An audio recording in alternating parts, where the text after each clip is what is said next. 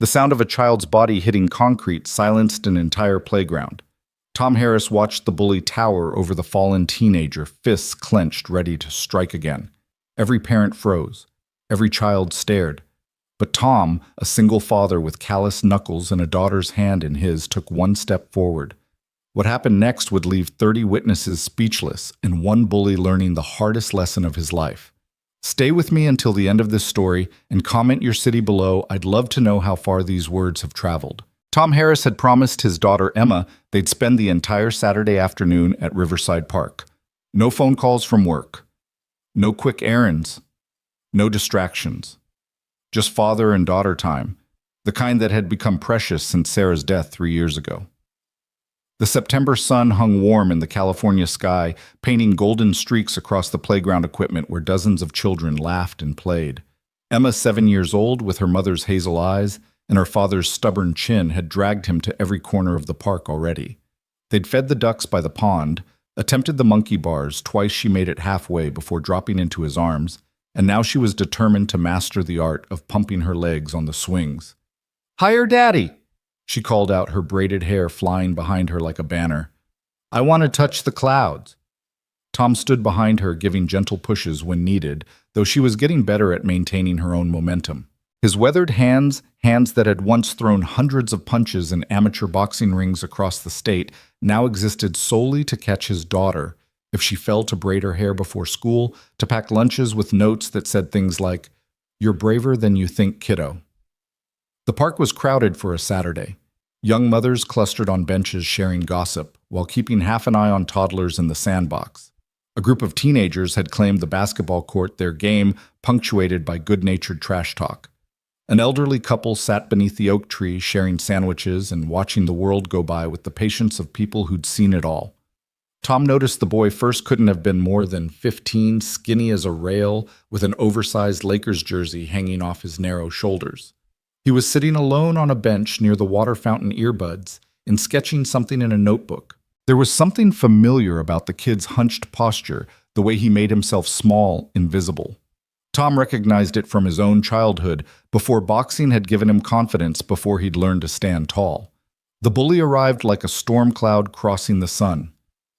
Marcus Wheeler, though Tom didn't know his name yet, was 19, maybe 20, with the kind of bulk that came from genetic luck rather than hard work.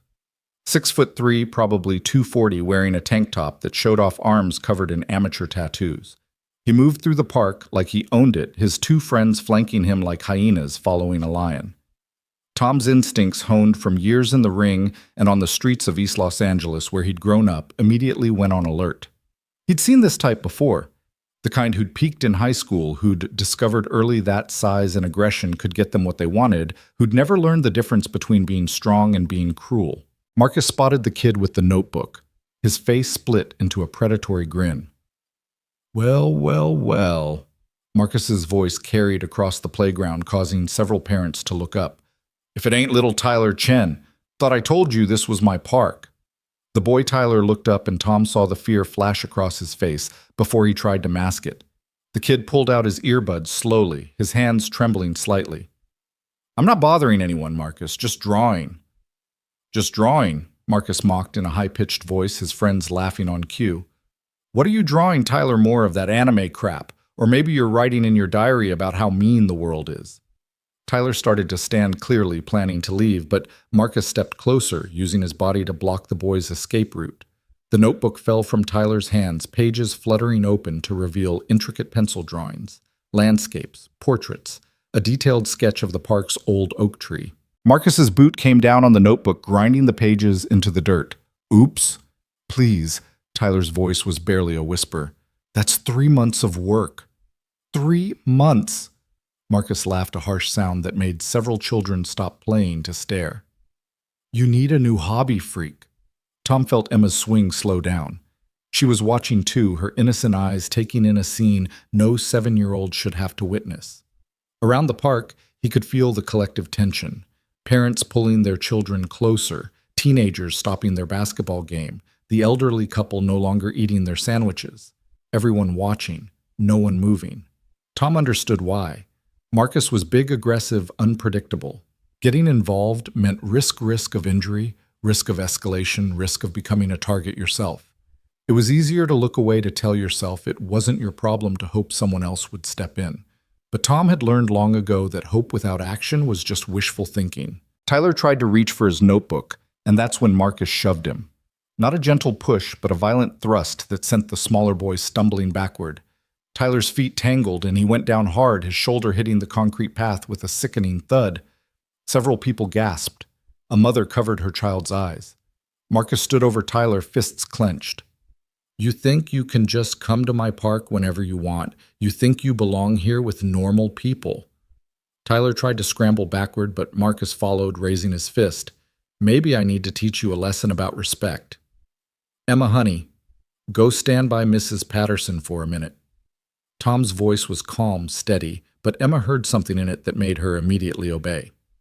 Mrs. Patterson, one of the regular park mothers who Tom had chatted with over the months, quickly gathered Emma to her side, though her eyes remained fixed on Tom with a mixture of concern and curiosity. Tom walked toward Marcus with measured steps. Not aggressive, not threatening, just purposeful. His hands hung loose at his sides, his breathing controlled. 25 years of boxing training kicked in automatically. Not the desire to fight, but the discipline to stay calm when violence hung in the air like smoke. That's enough, Tom said, positioning himself between Marcus and Tyler. Marcus looked at him, confusion flashing across his face before it hardened into amusement. He took in Tom's appearance, 41 years old, 5'10", maybe 175 pounds, wearing dad jeans and a faded Dodgers t-shirt. To Marcus, he probably looked like just another suburban father, soft from office work and weekend barbecues. This ain't your business, old man, Marcus said, his friends moving to flank Tom. Walk away while you still can. Tom didn't move. The kid's had enough. Let him go. Or what? Marcus stepped closer, using his height advantage to loom over Tom. You're going to be a hero in front of all these people. Behind Marcus, Tyler struggled to his feet, holding his shoulder. Tom caught his eye and gave a small nod toward the benches. The kid understood, limping away from the immediate danger zone. I'm not trying to be anything, Tom said, his voice still eerily calm. I'm just asking you to walk away. There's no need for this. Marcus's friend on the left, a wiry kid with bleached tips, laughed nervously. Yo, Marcus, maybe we should bounce. A lot of people watching. Shut up, Kevin, Marcus snapped, not taking his eyes off Tom. This fossil thinks he's tough. Look at him trying to act hard. Probably hasn't thrown a punch since high school. Tom said nothing, just maintained eye contact. In the ring, he'd learned that silence could be more unsettling than any threat. Let your opponent fill the void, let them talk themselves into mistakes. Marcus's jaw clenched. You know what, I was just messing with the kid. But now you've pissed me off. He rolled his shoulders, cracked his knuckles. All the performative gestures of someone who'd watched too many movies who thought intimidation was about showing rather than being. You've got a choice here, Tom said quietly. You can leave now and this ends. Or you can take a swing at me and things get complicated. But either way, you're done terrorizing children in this park. The crowd had grown. Tom could feel them in his peripheral vision, a ring of spectators maintaining safe distance but unable to look away. Someone was definitely filming with their phone. Several someones, probably. Marcus's face flushed red. You threatening me? You're threatening me. His voice rose to a near shout. Do you have any idea who I am? What I could do to you? I know exactly what you are, Tom replied. You're a bully, someone who makes himself feel big by making others feel small. I've known a dozen guys just like you. Yeah, and what happened to them? Tom allowed himself a small smile. They learned. Something in Tom's tone and the absolute confidence behind those two words made Marcus hesitate. For just a second, uncertainty flickered in his eyes. But then pride and the pressure of being watched by his friends and all these strangers pushed him forward. You're about to learn something too old, man, Marcus snarled. A lesson about minding your own. The punch came exactly as Tom expected, a wide telegraphed haymaker from Marcus's right hand, all power and no technique. Tom saw it coming from a mile away. Time seemed to slow the way it always had in the ring. He could see the twist in Marcus's hips, the drop of his left hand, the way he left his entire left side exposed. Tom didn't block. He didn't dodge. He simply stepped inside the arc of the punch, letting it sail harmlessly past his ear. His left hand came up, automatically checking Marcus's right arm, controlling it. And then, with the precision of someone who'd thrown 10,000 jabs at Heavy Bag's focus mitts and sparring partners, Tom's right hand moved. It wasn't a haymaker like Marcus had thrown. It wasn't meant to knock him out cold. It was a short, sharp counterpunch, what boxers call a check hook, that landed clean on Marcus's jaw, right on what Tom's old trainer used to call the button. The impact was perfect. Marcus's nervous system did what nervous systems do when the jaw gets tagged just right. It shut down momentarily to protect the brain. His eyes rolled back, his knees buckled, and 240 pounds of would-be tough guy crumpled to the ground like a marionette with cut strings. The entire park went silent. Even the birds seemed to stop singing. Marcus's friends stood frozen, mouths open, unable to process what they'd just seen. The suburban dad in the Dodgers shirt had just dropped their leader with a single punch, and he'd done it with the casual efficiency of someone performing a task they'd done 1,000 times before. Tom stepped back, his hands returning to his sides. He wasn't even breathing hard. Marcus groaned, his eyes fluttering open. He wasn't seriously hurt. Tom had pulled the punch, used just enough force to shut him down without causing real damage. It was a lesson, not a beating. "Stay down for a minute," Tom said quietly. "Let your head clear."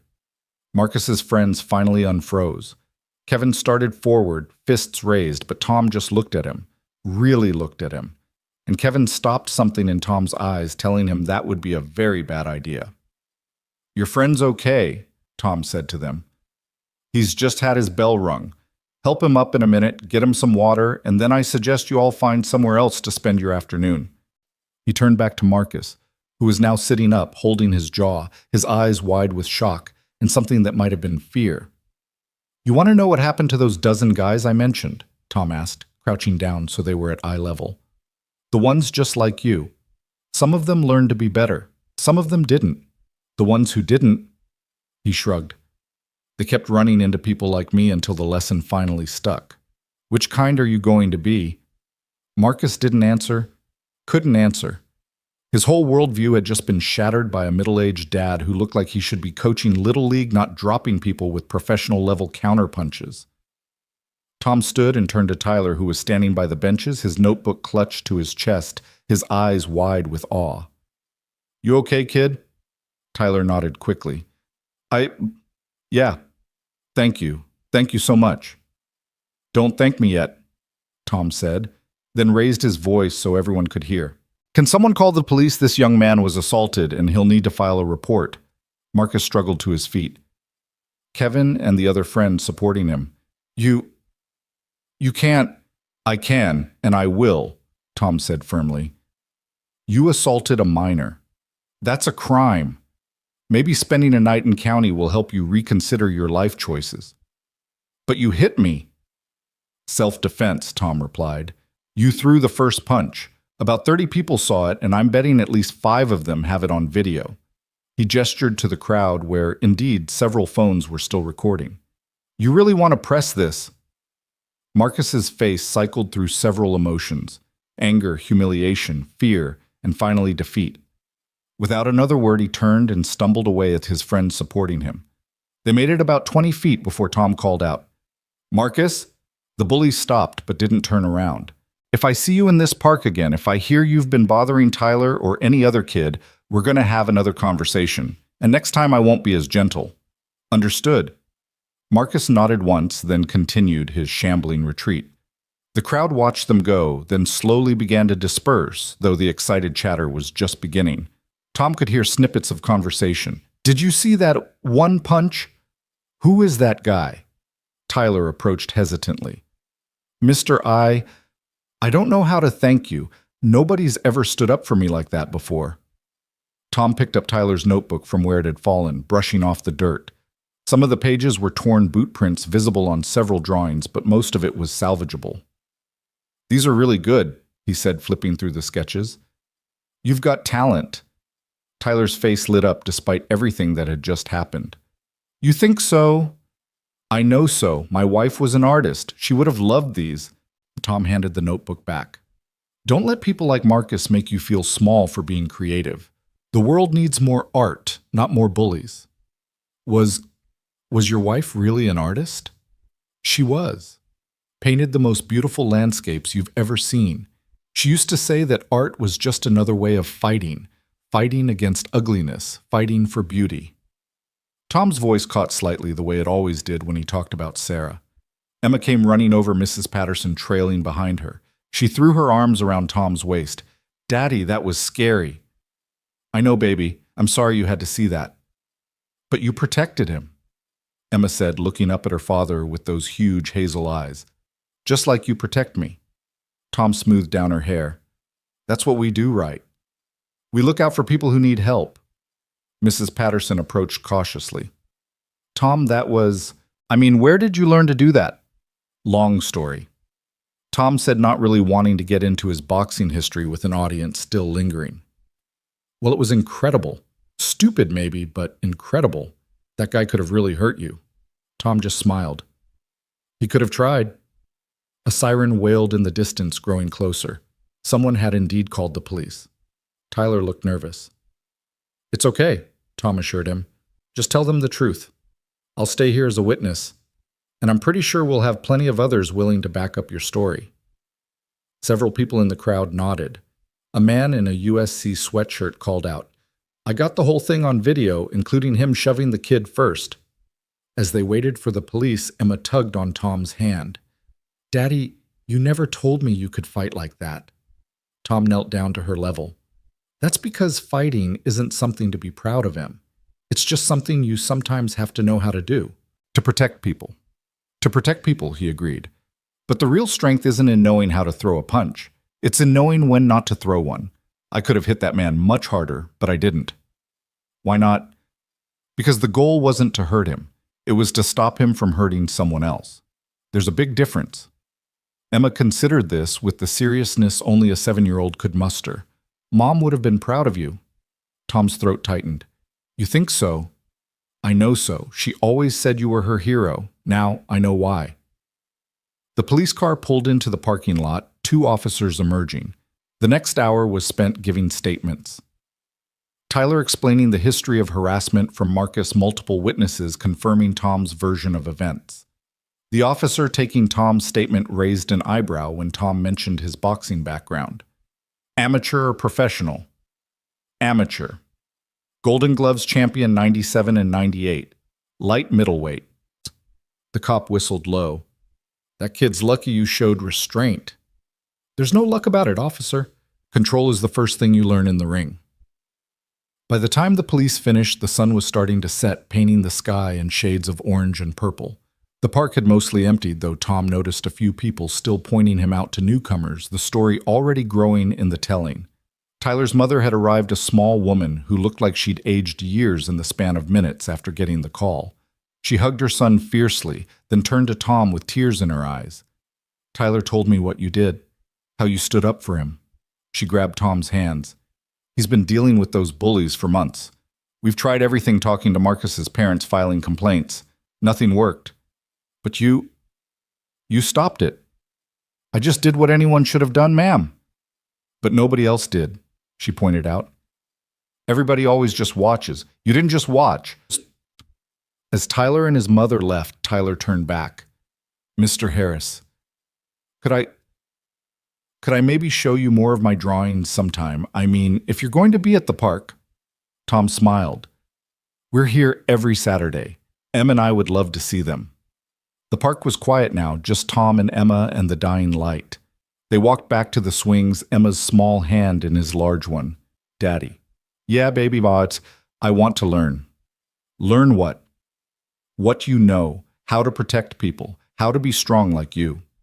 Tom stopped walking, looking down at his daughter, this little girl who'd already lost so much, who deserved a world where she'd never need to know how to fight. "Strength isn't about fighting, Em." "I know," she said with a wisdom beyond her years.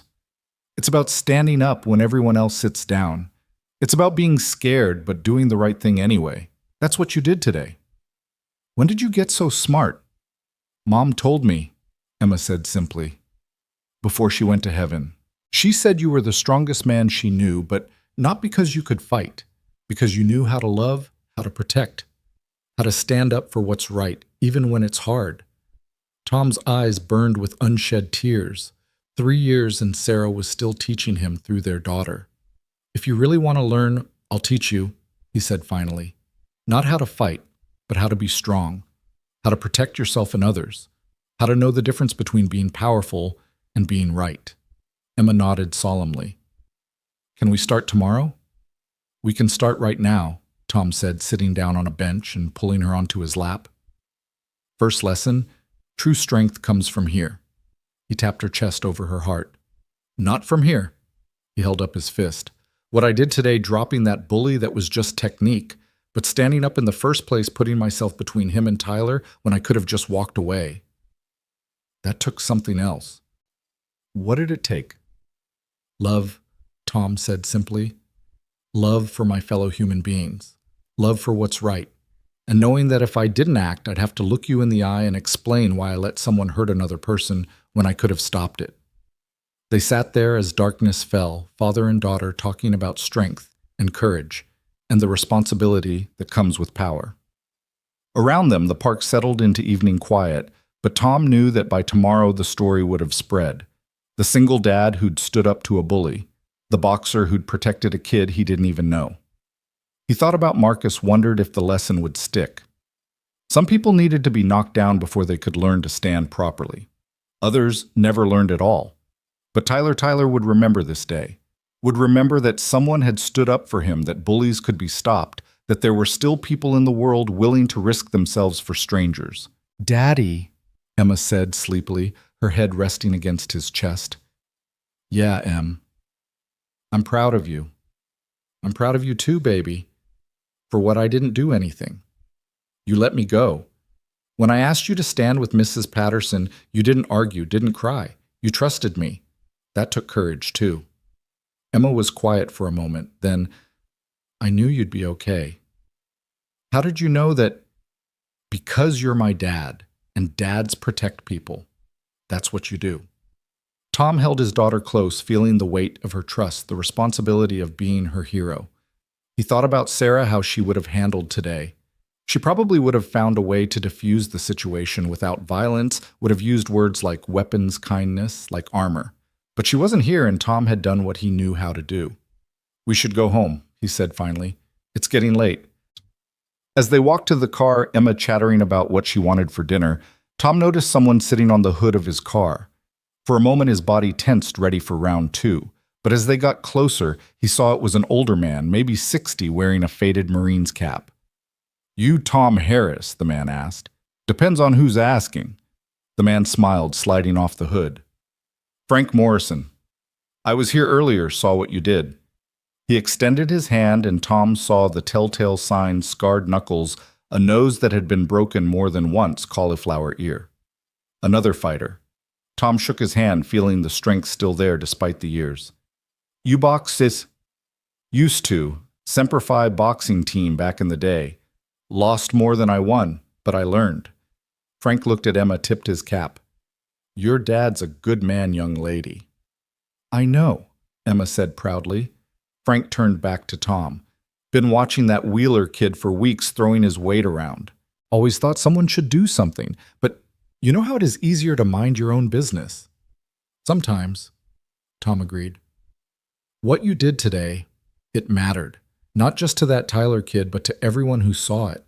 You reminded us that standing up is still possible even when it's hard, especially when it's hard. I just did what felt right." "That's exactly my point." Frank pulled out a business card. "I run a youth center downtown. Boxing program, after-school tutoring, safe place for kids to go. Could use someone like you if you ever have time. Teaching kids not just how to throw punches, but when not to. What real strength looks like." Tom took the card, studying it. "Morrison Youth Center. I've heard of this place. You do good work." "We try, but we need more men like you men who understand that fighting and violence aren't the same thing. Men who can teach boys how to be men without being bullies." "I'll think about it." Frank nodded, started to walk away, then turned back. "That counterhook was beautiful, by the way. Timed it perfectly. You saw that Son, I may be old, but I know good technique when I see it. That wasn't some lucky punch from a weekend warrior. That was skill discipline and, more importantly, restraint. You could have destroyed that kid. That wasn't the point. Exactly. Frank smiled. That's exactly why we need you. As Frank walked away, Emma tugged on Tom's hand. Are you going to help at his place? Maybe. Would you be okay with that? It would mean less time for our Saturday park visits. Emma thought about it seriously. If it means teaching other kids to be strong like you, to stand up for people like Tyler, then yes, Mom would want you to. Tom buckled Emma into her booster seat, his mind already racing with possibilities. Maybe this was how he honored Sarah's memory. Not just by protecting Emma, but by teaching other children the difference between strength and cruelty, between power and responsibility. As he drove home, Emma chattering about her day, despite the dramatic interruption, Tom thought about the ripple effects of single moments.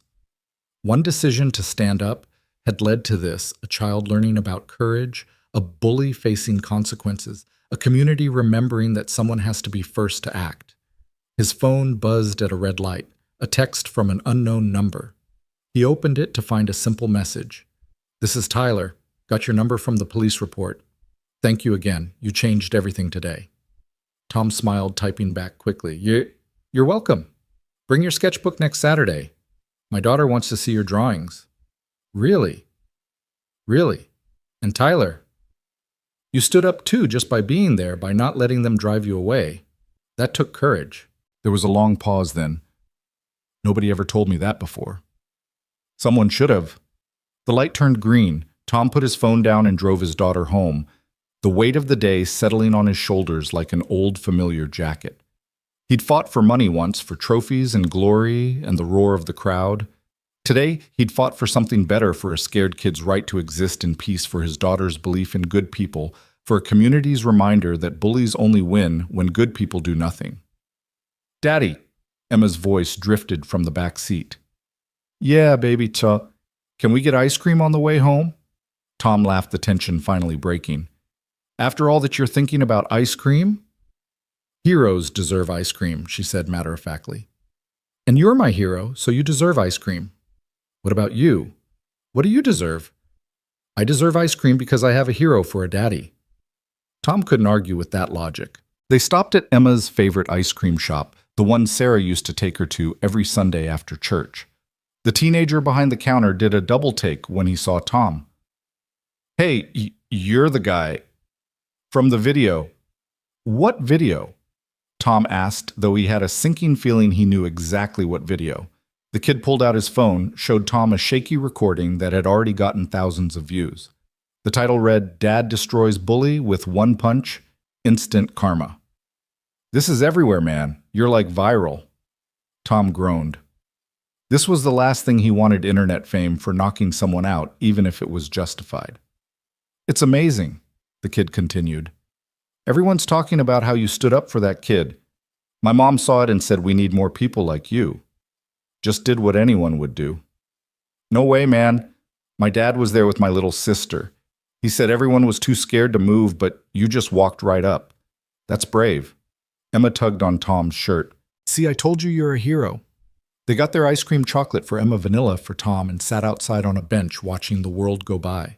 People walking dogs, couples holding hands, kids riding bikes. Normal life continuing despite the day's drama. Do you miss Mom? Emma asked suddenly, chocolate already smeared around her mouth. Every day. Do you think she saw what you did today? Tom pulled Emma closer. I like to think she did. She would have been proud. You said that already. Because it's true. Emma licked her ice cream thoughtfully. Mom always said violence was wrong, but she also said sometimes you have to fight for what matters. When did she say that? When she was sick. She said she was fighting as hard as she could, but sometimes even fighters lose. But the important thing was to fight for the right reasons.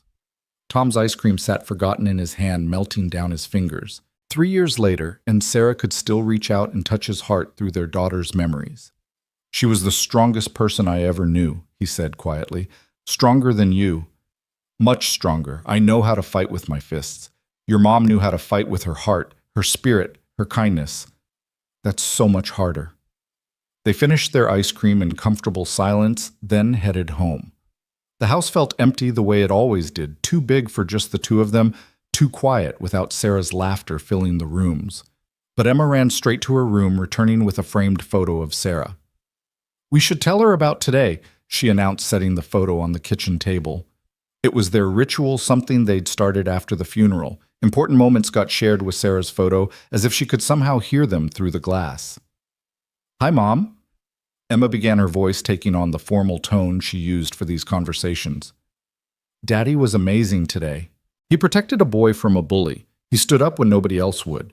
He used his fighting skills for good, just like you always said he would." Tom sat down, looking at Sarah's smiling face. She'd been so beautiful, even at the end, even when the cancer had taken so much from her. But it had never taken her smile, her grace, her belief in him. "I don't know if I did the right thing," he admitted to the photo. "I used violence in front of our daughter. I could have tried harder to resolve it peacefully. You would have found a better way." Emma shook her head. "No, Daddy. You did exactly right. Sometimes bad people only understand strength. That's what Mom said about her cancer. Sometimes you have to fight because being nice isn't enough." "When did you become so wise?" "I've always been wise," Emma said with 7-year-old confidence. "I just got it from Mom." Later, after Emma was in bed, Tom sat in his garage looking at his old boxing equipment. Heavy bag in the corner gathering dust. Speed bag that hadn't been touched in months. Gloves hanging on a hook, the leather cracked with age. He'd packed it all away after Sarah's diagnosis, focusing everything on her care, then on raising Emma alone. But now, thinking about Frank Morrison's youth center, about Tyler's grateful eyes, about the crowd that had needed someone to go first, maybe it was time to unpack more than just equipment. Maybe it was time to unpack the part of himself he'd buried with Sarah, the fighter who knew that strength without purpose was just violence. His phone rang. Unknown number. "Hello, Mr. Harris. This is Marcus Wheeler." Tom tensed. "How did you get this number?" Phone book. Look, I wanted to apologize." "I'm listening." There was a long pause, then. "My dad was worse than me. Beat my mom, beat me, beat anyone who looked at him wrong. I swore I'd never be like him, but..." Another pause. "When you dropped me today, when I was on the ground looking up at you, I saw my dad. Not in you and me. I saw what I'd become." Tom said nothing, letting the kid work through it. "I'm 19 years old and I'm already a bully terrorizing kids in parks. That's not who I wanted to be." "Then change." "How?" "Start by apologizing to Tyler. Then find someone to talk to, therapist, counselor, someone who can help you deal with whatever's eating you up inside. And stay away from that park until you're sure you can be there without being a threat." "You were a boxer, right?" "That's what the cops said." "I was." Could you teach me not how to hurt people, but what you said today, about strength being about protecting people? I want to learn that." Tom was quiet for a long moment. "Call Frank Morrison at the Morrison Youth Center. Tell him I sent you. If you're serious about changing, he'll help you. But Marcus..." "Yeah. If I find out you've hurt another kid, if you're not serious about this, we're going to have a very different conversation." "I understand. And Mr. Harris, thank you for not really hurting me today, for giving me a chance to be better. Everyone deserves that chance. Don't waste yours." After Marcus hung up, Tom sat in the garage for a long time thinking about second chances, about the thin line between who we are and who we could become. He thought about Tyler finding courage in art, about Marcus maybe finding redemption in recognition, about Emma finding strength in love.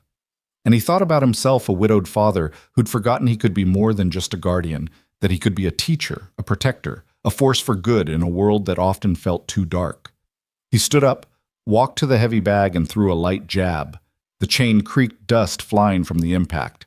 Another jab, then a cross. The familiar rhythm coming back, muscle memory taking over. But this time it felt different. Not like training for a fight, but like preparing for something bigger. The garage door opened. Emma stood there in her pajamas, rubbing sleepy eyes. "What are you doing up, baby?" "Heard you hitting the bag. Are you training again?" "Maybe. Would that be okay?"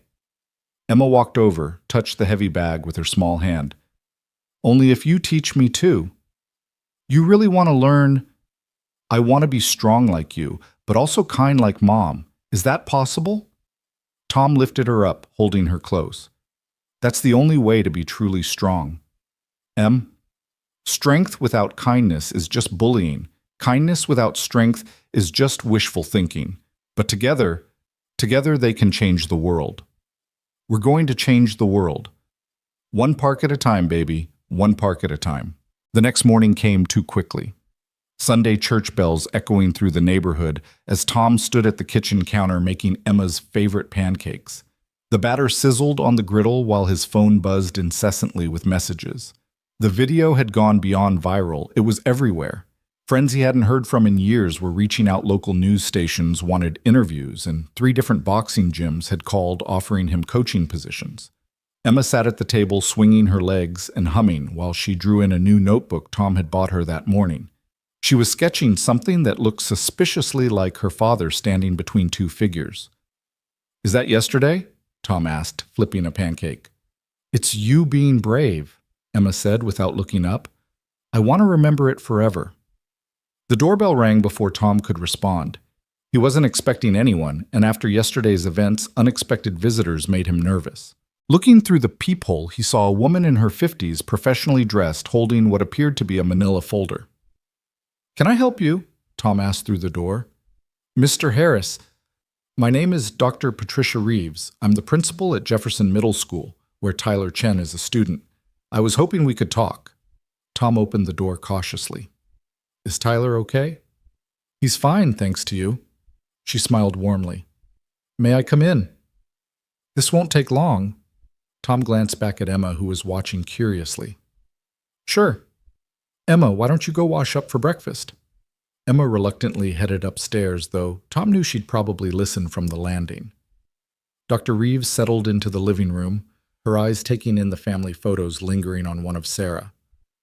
"Beautiful family," she said softly. "Thank you. You said this is about Tyler." Dr. Reeves opened her folder, revealing what looked like incident reports. "Tyler has been bullied for the past 2 years, Mr. Harris. We've documented every incident we knew about involved. His parents implemented anti-bullying protocols. Nothing worked. Marcus Wheeler and his crew would just wait until Tyler was off school property. The system failed him." "Yes," she admitted without hesitation. "It did. We failed him. But what you did yesterday, it didn't just help Tyler. 6 other students have already come forward this morning to report bullying they'd been too scared to mention before. Your action gave them courage." Tom poured coffee for both of them, processing this information. "What do you need from me?" "I'm not here to ask for anything. I'm here to thank you and to tell you something important." She pulled out a photograph from the folder, a young boy, maybe 12, with a black eye and split lip. "This was my son David, 23 years ago. He was bullied relentlessly until one day a stranger at a mall intervened. That stranger was a boxer like you. He didn't just stop the immediate threat, he taught David to stand tall, to find his worth beyond others' cruelty." "What happened to David?" "He became a pediatric surgeon. He saves children's lives every day. But more importantly, he became someone who stands up for others, who doesn't walk past suffering." She met Tom's eyes. One moment of courage from a stranger changed the trajectory of his entire life. "You did that for Tyler yesterday. You did it for all those kids watching." Before Tom could respond, his phone rang. It was Frank Morrison from the youth center. "Tom, that Marcus kid called me this morning. Says you sent him." "I did. Is that a problem?" "Problem, no. Surprise." "Hell, yes. Kid showed up at 6 a.m., sitting on the steps when I arrived. Been here 3 hours already, cleaning the gym, asking when he can start learning the right way, as he put it." Tom was genuinely surprised. "He's serious?" "Seems to be. But I'm calling because Tyler Chen is also here with his mother. Kid wants to learn self-defense and specifically asked if you'd be the one teaching. His mother's offering to pay for private lessons." Tom looked at Dr. Reeves, who was smiling knowingly. "Word's gotten out, Mr. Harris. You've become something of a local hero overnight." "I'm no hero." "Tell that to the 47 emails I received this morning from parents wanting to know if you'll be teaching their kids. Tell that to Tyler, who slept through the night for the first time in months because he finally feels safe." Emma appeared in the doorway, having given up all pretense of not eavesdropping. "Daddy, are you going to teach kids to be strong?" Dr. Reeves stood to leave. "I'll let you discuss this with your daughter, but Mr. Harris—" She handed him a business card. "If you decide to work with Frank Morrison Center, Jefferson Middle School would love to partner. We could bus kids there for after-school programs. Real anti-bullying education taught by someone who understands both sides of strength." After she left, Tom found himself standing in the living room, Emma's hand in his, staring at Sarah's photo on the mantel. The house felt different somehow, like something had shifted in the air possibilities opening where there had only been routine. "Mom would want you to do it," Emma said quietly. "You think so?" "I know so. Remember what she used to say? That we're all given gifts and the only sin is not using them to help others." Tom's phone rang again. This time it was a number he recognized, his old trainer, Mickey Rodriguez, who'd guided him to those Golden Gloves championships. "Tommy boy, I just saw the video. That was beautiful work, kid. Perfect timing, perfect restraint. Mickey, I haven't heard from you in 3 years, 2 months, since Sarah's funeral. I wanted to give you space to grieve to be a father. But Tom, what you did yesterday, that's what the sweet science is really about. Not the belts or the glory, but using what we know to protect those who can't protect themselves. I'm 41, Mick. My fighting days are over. Fighting for sport. Maybe, but fighting for something meaningful. Kid, you're just getting started. Frank Morrison called me. We go way back. He wants to create something special at that center, something more than just teaching kids to throw punches. He wants to teach them to be men, good men. He needs someone like you." Tom sat down heavily, Emma climbing into his lap. "I don't know if I'm ready for that responsibility. You took on that responsibility the moment you stepped between that bully and Tyler. The question isn't whether you're ready, it's whether you're willing to see it through." After Mickey hung up, Tom and Emma ate their now cold pancakes in thoughtful silence. The morning sun streamed through the kitchen windows, highlighting the empty chair where Sarah used to sit, where she'd plan their weekends and dream about Emma's future. "I want to meet Tyler," Emma announced suddenly. "Why?" "Because he's brave too. You said so. And maybe he could teach me to draw while you teach him to be strong." That afternoon they drove to Morrison Youth Center. The building was old but well-maintained, its brick exterior covered in murals of athletes and inspirational quotes. Inside, the sound of gloves hitting heavy bags mixed with laughter and encouragement. Frank Morrison met them at the entrance, his marine cap slightly askew. "Tom, glad you came. And this must be Emma." Emma stood tall, offering her hand like Tom had taught her. "Pleased to meet you, Mr. Morrison." Frank's weathered face broke into a grin. "A proper young lady. Your mom's influence, I'm betting." They walked through the center, Frank explaining the program's boxing training, yes, but also homework help, art classes, conflict resolution workshops. In the main gym, Tom saw Tyler working with a speed bag. His form terrible, but his determination clear. His mother sat on a bench nearby, sketching in a notebook.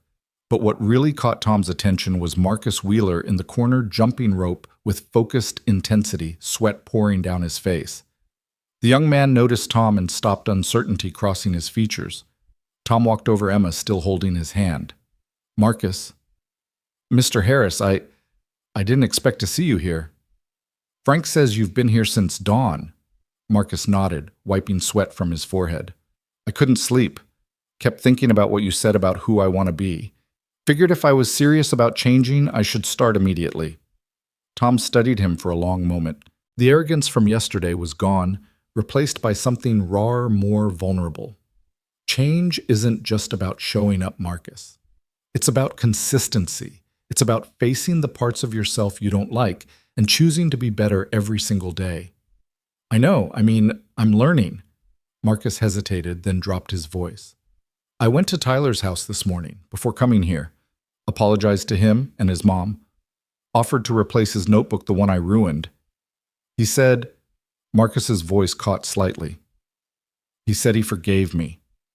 Just like that. After everything I did, he forgave me." Emma tugged on Tom's shirt. "Daddy, he's trying to be good now." Tom looked down at his daughter, then back at Marcus. "He says he is. Emma studied Marcus with those penetrating hazel eyes that reminded Tom so much of Sarah.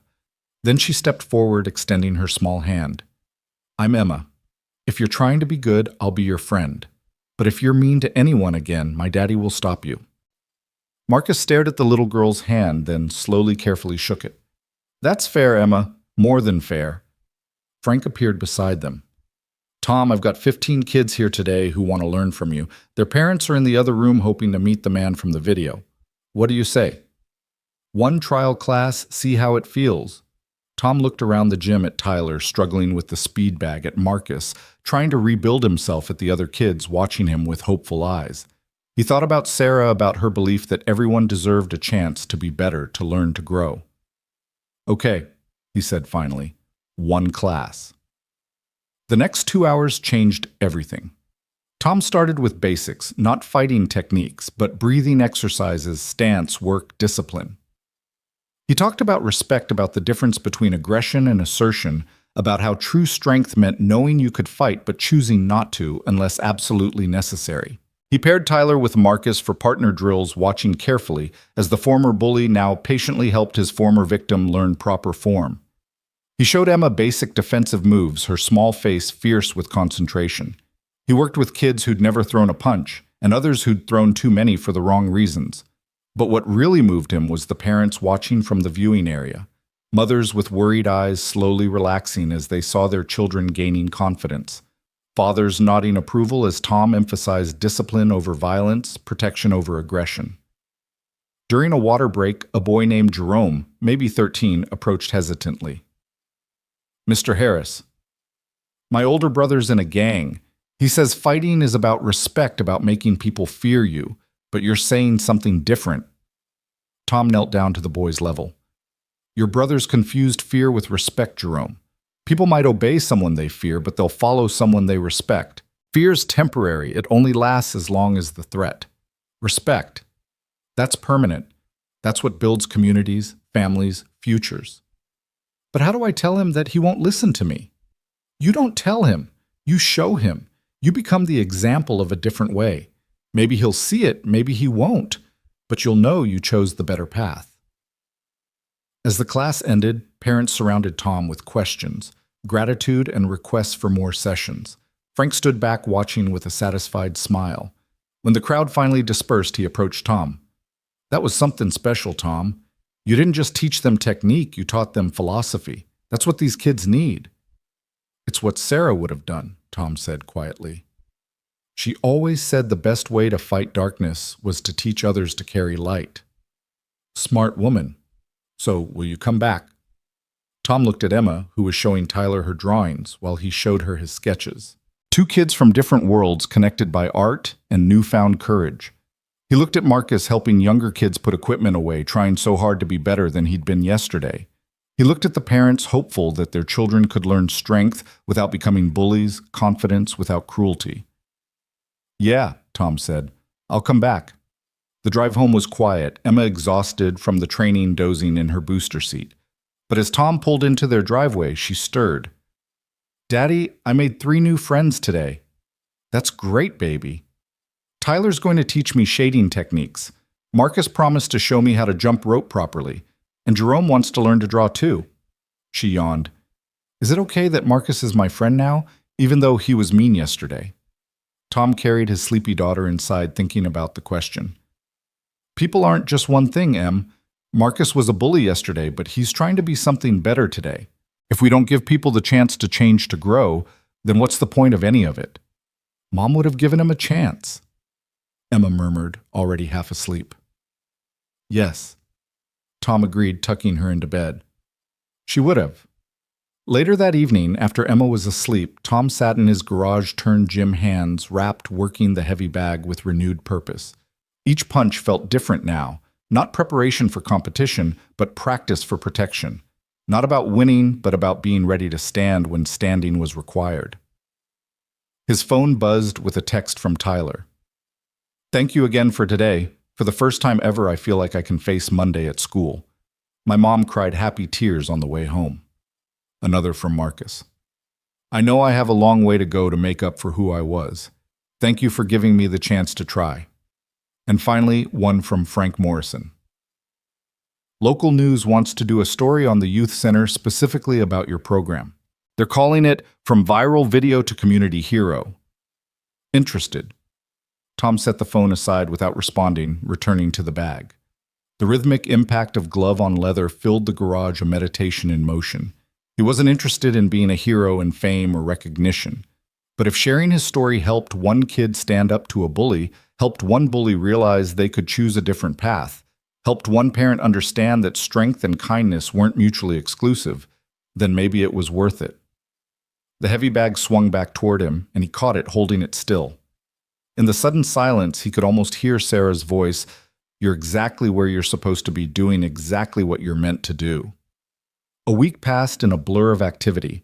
Tom's viral video had evolved into something bigger, a movement some were calling it. The hashtag #HatchStrengthWithPurpose was trending, with people sharing their own stories of standing up for others or choosing not to fight when they could have. Monday morning at Jefferson Middle School, Tyler walked through the halls with his head up for the first time in 2 years. Word had spread about what happened at the park, about Tom's intervention, about Marcus's apology. The other bullies who'd made Tyler's life miserable gave him a wide berth, suddenly unsure of their place in the social hierarchy. At lunch, something unprecedented happened. Marcus Wheeler walked into the cafeteria, found Tyler sitting alone as usual, and asked if he could join him. The entire room fell silent, watching as the former bully sat down across from his former victim. "This is weird," Tyler said honestly. "Yeah," Marcus agreed. "But Mr. Harris said the hardest battles are the ones we fight against who we used to be. So here I am fighting, by eating lunch with me, by trying to be better than I was, by making amends, by learning that real strength isn't about power over others." Marcus pulled out a brand new sketchbook still in its wrapper. "I bought this for you, to replace the one I ruined." Tyler took it slowly, running his fingers over the cover. "You didn't have to, Yes, I did. And there's something else." Marcus took a deep breath. "I'm starting an anti-bullying club here at school. Dr. Reeves approved it this morning. I want you to be co-president, if you're willing." The cafeteria erupted in whispers. Tyler stared at Marcus in shock. "You want me to run an anti-bullying club with you, the guy who bullied me, because I know what goes through a bully's head, and you know what it feels like to be targeted. Together, maybe we can actually make a difference. Stop other kids from going through what you went through, what I put you through." Tyler was quiet for a long moment, then extended his hand across the table. "Okay, but we do this right. No fake apologies, no surface changes, real work." Marcus shook his hand firmly. "Real work." Meanwhile, at Morrison Youth Center, Tom was teaching his third class of the week. Word had spread quickly, and now he had 30 students ranging from 8 to 18. Emma was his assistant, demonstrating basic stances with adorable seriousness. "The first rule of strength, Shay," Tom told the assembled kids, "is knowing that you're already strong. Every one of you has survived something. Every one of you has gotten back up after being knocked down, literally or figuratively. That's strength. What we're doing here is just teaching you to recognize it, channel it, and use it wisely." A girl named Maria, 15 and barely 5 feet tall, raised her hand. "But what if you're actually not strong? What if you're just scared all the time?" Tom smiled gently. "Maria, you're here, aren't you? You walked through that door despite being scared. That's not weakness, that's courage. Courage isn't the absence of fear. It's feeling afraid and moving forward anyway." "But you're not afraid of anything," Maria protested. "We saw the video. You just walked right up to that guy." "I was terrified," Tom admitted, and the room went silent. Marcus was bigger than me, younger, had friends with him. A million things could have gone wrong, but I was more afraid of what would happen if I didn't act, more afraid of explaining to my daughter why I let someone hurt an innocent kid, more afraid of living with that cowardice than dying with courage. Marcus, who'd been working with younger kids in the corner, spoke up. "I was scared too. When Mr. Harris stood in front of me, when I realized someone was finally going to stop me, I was relieved, because I was scared of who I was becoming, but I didn't know how to stop myself." The two perspectives, the protector and the former bully, created a powerful teaching moment. Tom seized it. Everyone in this room has the capacity for both to be the bully or the protector to harm or to help. The choice you make in each moment defines who you become. And the beautiful thing, you get to make that choice again every day. Who you were yesterday doesn't have to be who you are today. After class, Frank pulled Tom aside. The news crew is here. I know you're not big on publicity, but Tom, this could help us reach more kids, get more funding, expand our programs. Tom looked at the gym full of kids practicing their forms, at Emma, teaching Tyler a defensive stance, at Marcus, patiently correcting a younger boy's footwork. The image of Sarah's smiling face flashed in his mind. She'd always said that if you had the chance to amplify good in the world, you had an obligation to take it. Okay, he said, but we tell the whole story, not just the punch, but what came after. The forgiveness, the growth, the community coming together. The interview was awkward at first. Tom wasn't comfortable in front of cameras, but when the reporter asked him about his motivation, the words came easily. My wife passed away 3 years ago, he said, looking directly at the camera. She was an artist, a teacher, a believer in redemption and second chances. She always said that we're all works in progress, all capable of being better tomorrow than we are today. What happened at the park wasn't about violence or revenge. It was about interrupting a cycle of harm, creating space for something better to grow. The reporter turned to Tyler, who'd agreed to be interviewed with his mother's permission. How has your life changed since that day? Tyler thought carefully before answering. I used to think being strong meant being like Marcus was big, intimidating, taking what you want. But Mr. Harris showed me that real strength is standing up after you've been knocked down. And Marcus, he paused, glancing at his former bully. Now tentative friend, Marcus showed me that people can change, that everyone deserves a second chance. Marcus stepped forward, uninvited but determined. Can I say something? The reporter nodded, intrigued. I was a bully. I hurt people because I was hurting, because my dad taught me that fear was respect, that violence was strength. Mr. Harris could have destroyed me that day. He had every right to. Instead, he gave me just enough of a reality check to wake me up, then offered me a path to be better. That's not just strength, that's grace. The segment aired that evening. Tom watched it at home with Emma cringing at how he looked on camera, but proud of how Tyler and Marcus had presented themselves. The phone started ringing immediately. More parents wanting to enroll their kids. Other youth centers asking for Tom to guest teach. Even a publisher interested in a book about his philosophy of purposeful strength. But the call that mattered most came from someone unexpected. Marcus's father, Ray Wheeler. You're the man who knocked out my son. The voice was gruff, potentially hostile. Tom tensed. I defended a child your son was attacking. There was a long pause. I know, I wanted to thank you. Tom was speechless. Ray continued, his voice rough with emotion. I made Marcus what he was. Taught him all the wrong lessons, showed him all the wrong examples. When he came home that day with a bruised jaw and a changed perspective, when he told me what you said about strength and protection, it was like looking in a mirror and finally seeing the monster I'd created, the monster I was. Mr. Wheeler, I started therapy yesterday, first time in my life. Marcus and I are going together. Family counseling, they call it. Trying to break the cycle, you know? My father was a mean drunk who solved everything with his fists. I became the same, just without the bottle. But Marcus, maybe Marcus can be different because of what you did, what you said, what you're teaching. Marcus is making himself different, Tom corrected gently. I just opened a door. He's the one walking through it. Still, thank you for stopping him before he became me, for giving him a chance to be better than 3 generations of Wheeler men who only knew how to hurt.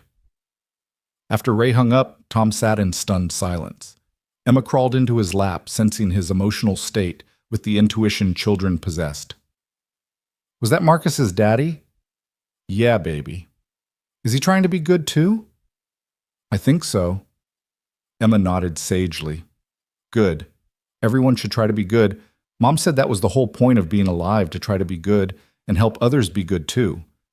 That night, Tom stood in Sarah's art studio, which he'd preserved exactly as she'd left it.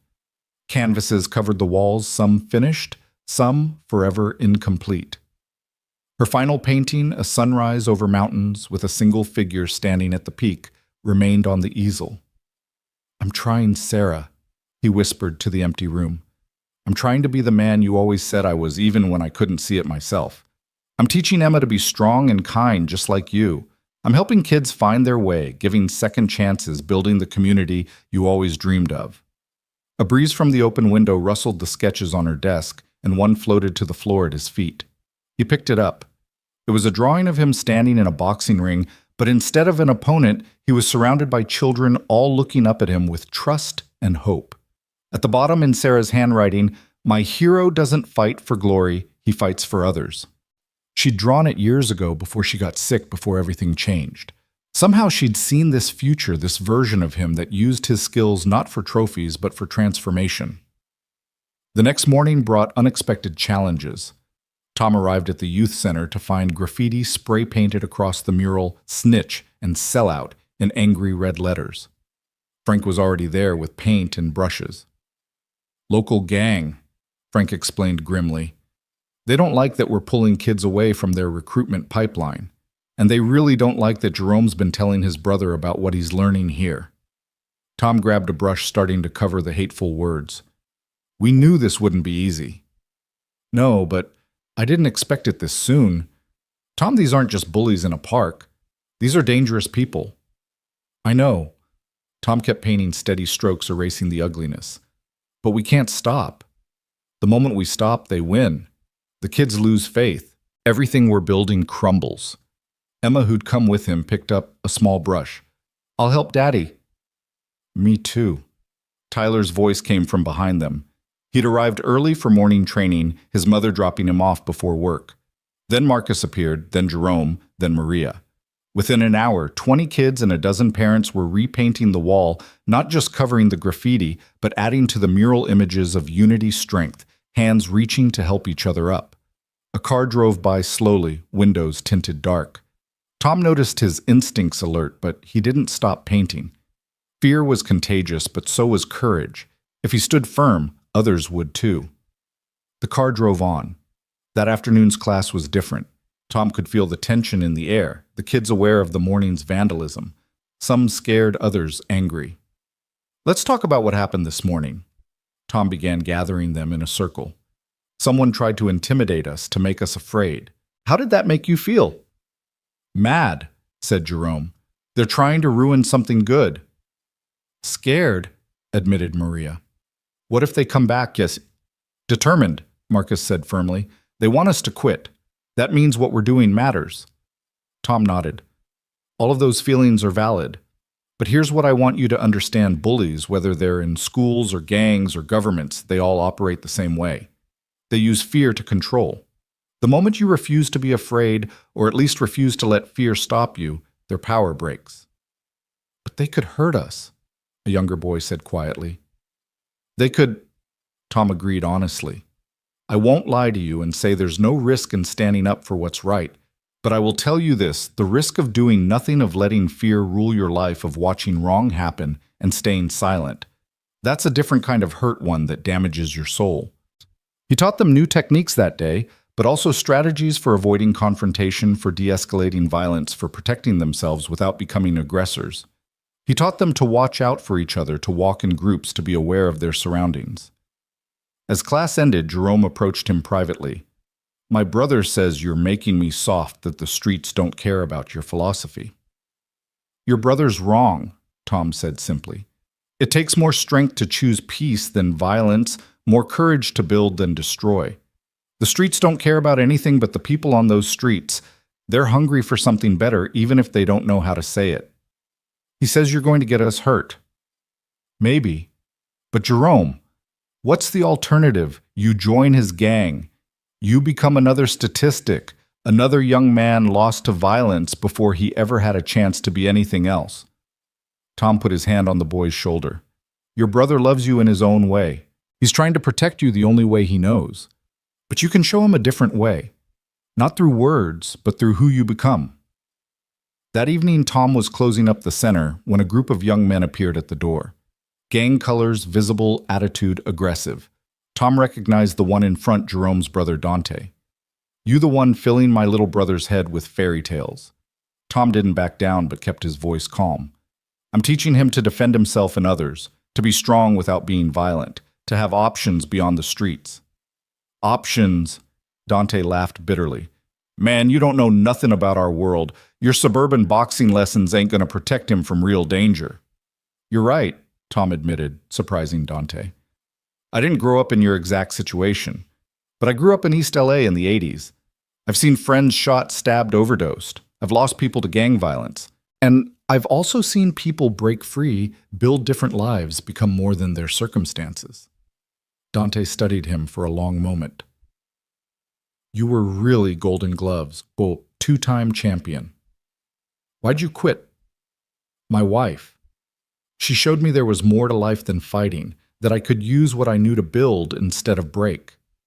Tom made a decision, a risky one. You want to see what I'm really teaching your brother? Step inside.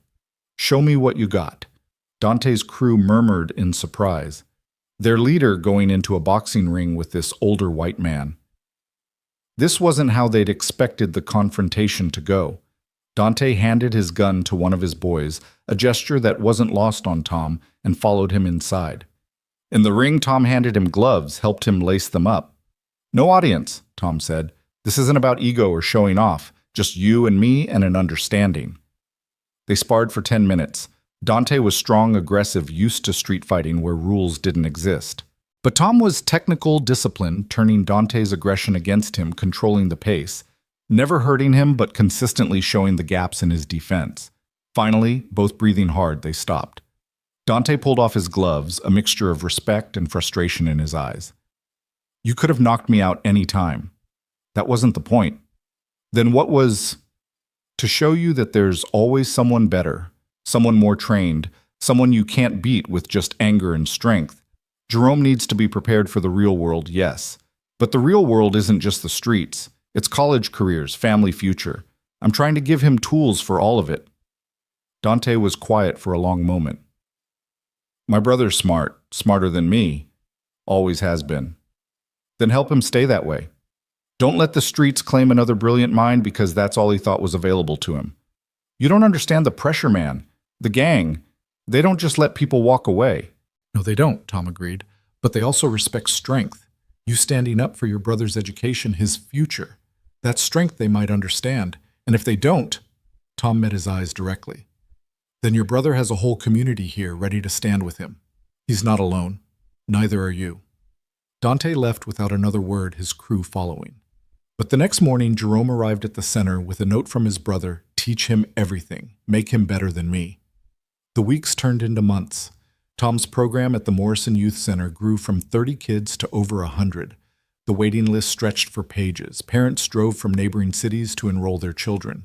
The local news story had gone national, with major outlets picking up the tale of the boxer who'd turned a moment of viral violence into a movement of purposeful strength. But with growth came challenges.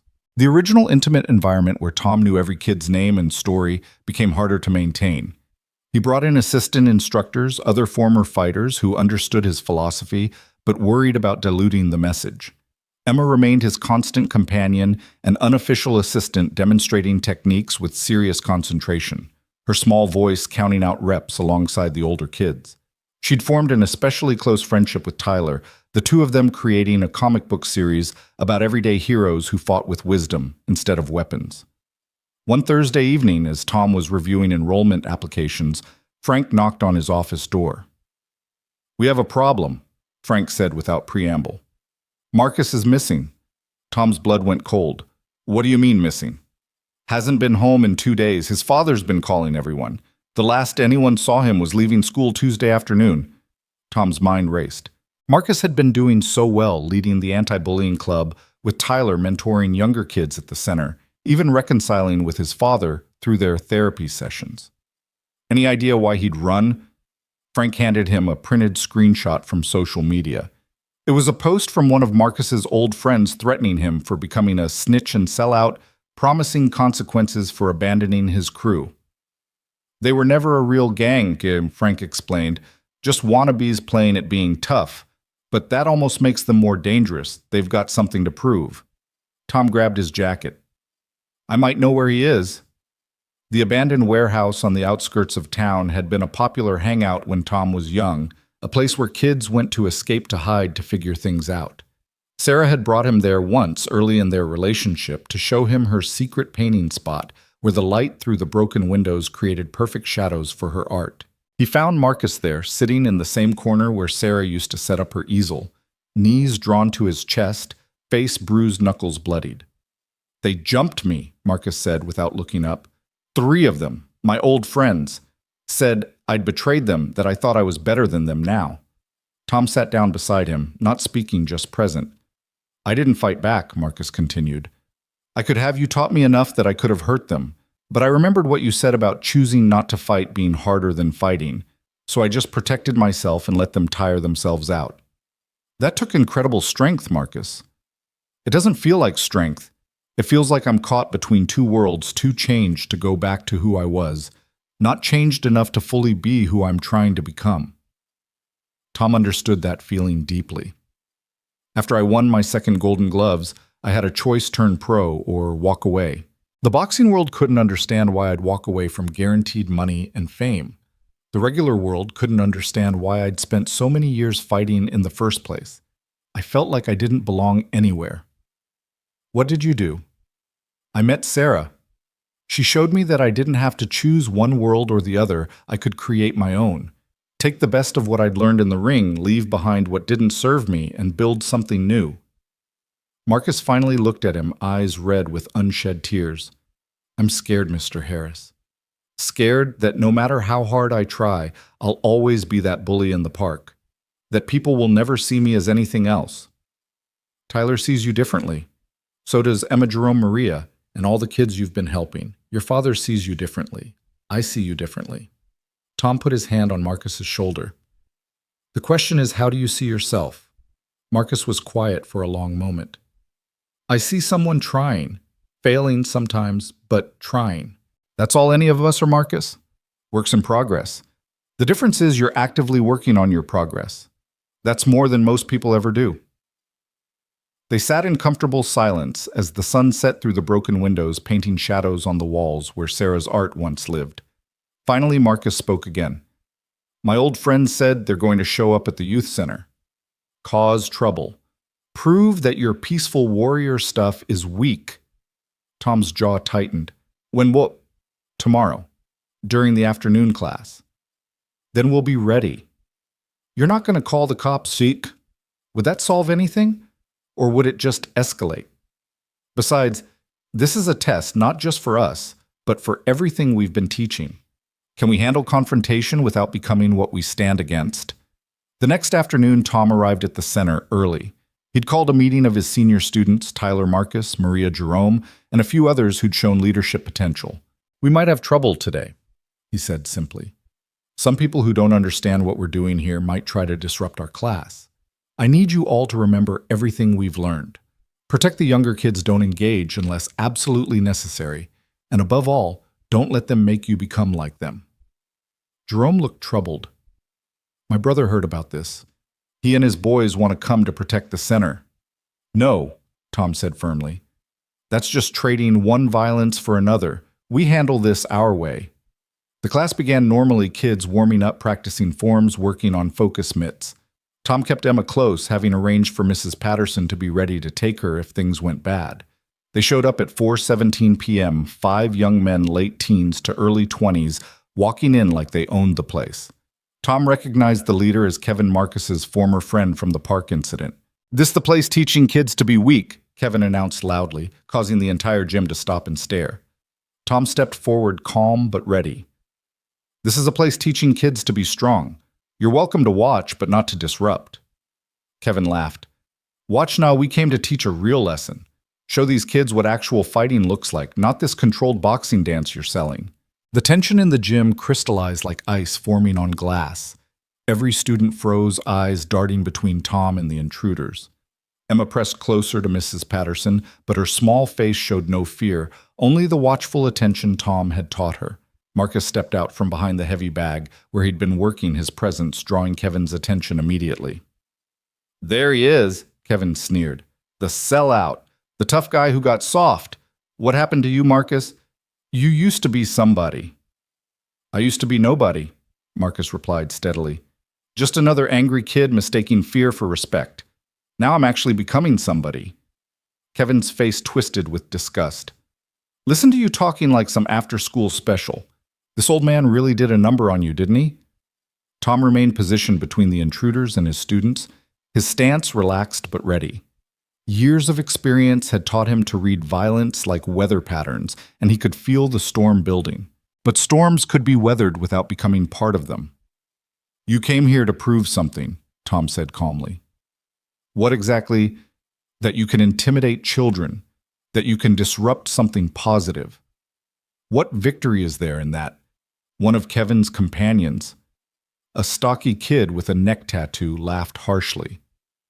Victory is showing these kids that your fancy moves don't mean nothing on the street, that all this discipline and respect talk is just fantasy. Jerome suddenly spoke up from where he stood with the other students. My brother runs the East Side Demons. One phone call and you'd all be running home, but I'm not calling him. You know why?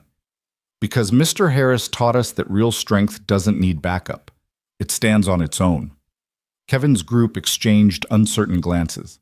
The East Side Demons were a legitimate gang, not the wannabe crew they ran with, but Kevin pushed forward his pride overriding caution.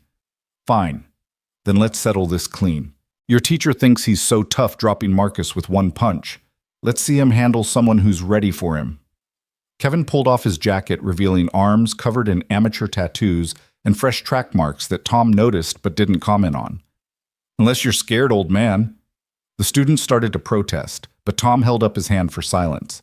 He understood what was happening here. This wasn't really about him or even about Marcus. This was about Kevin's own loss of identity, his fear that if Marcus could change it meant Kevin's entire worldview was wrong. I don't fight children, Tom said simply. I'm 21. Age is just a number. Maturity is what makes you an adult, and coming here to threaten kids doesn't suggest much maturity. Tom's voice remained even almost sympathetic. But I'll make you a deal. You can join our class, train with us for one session.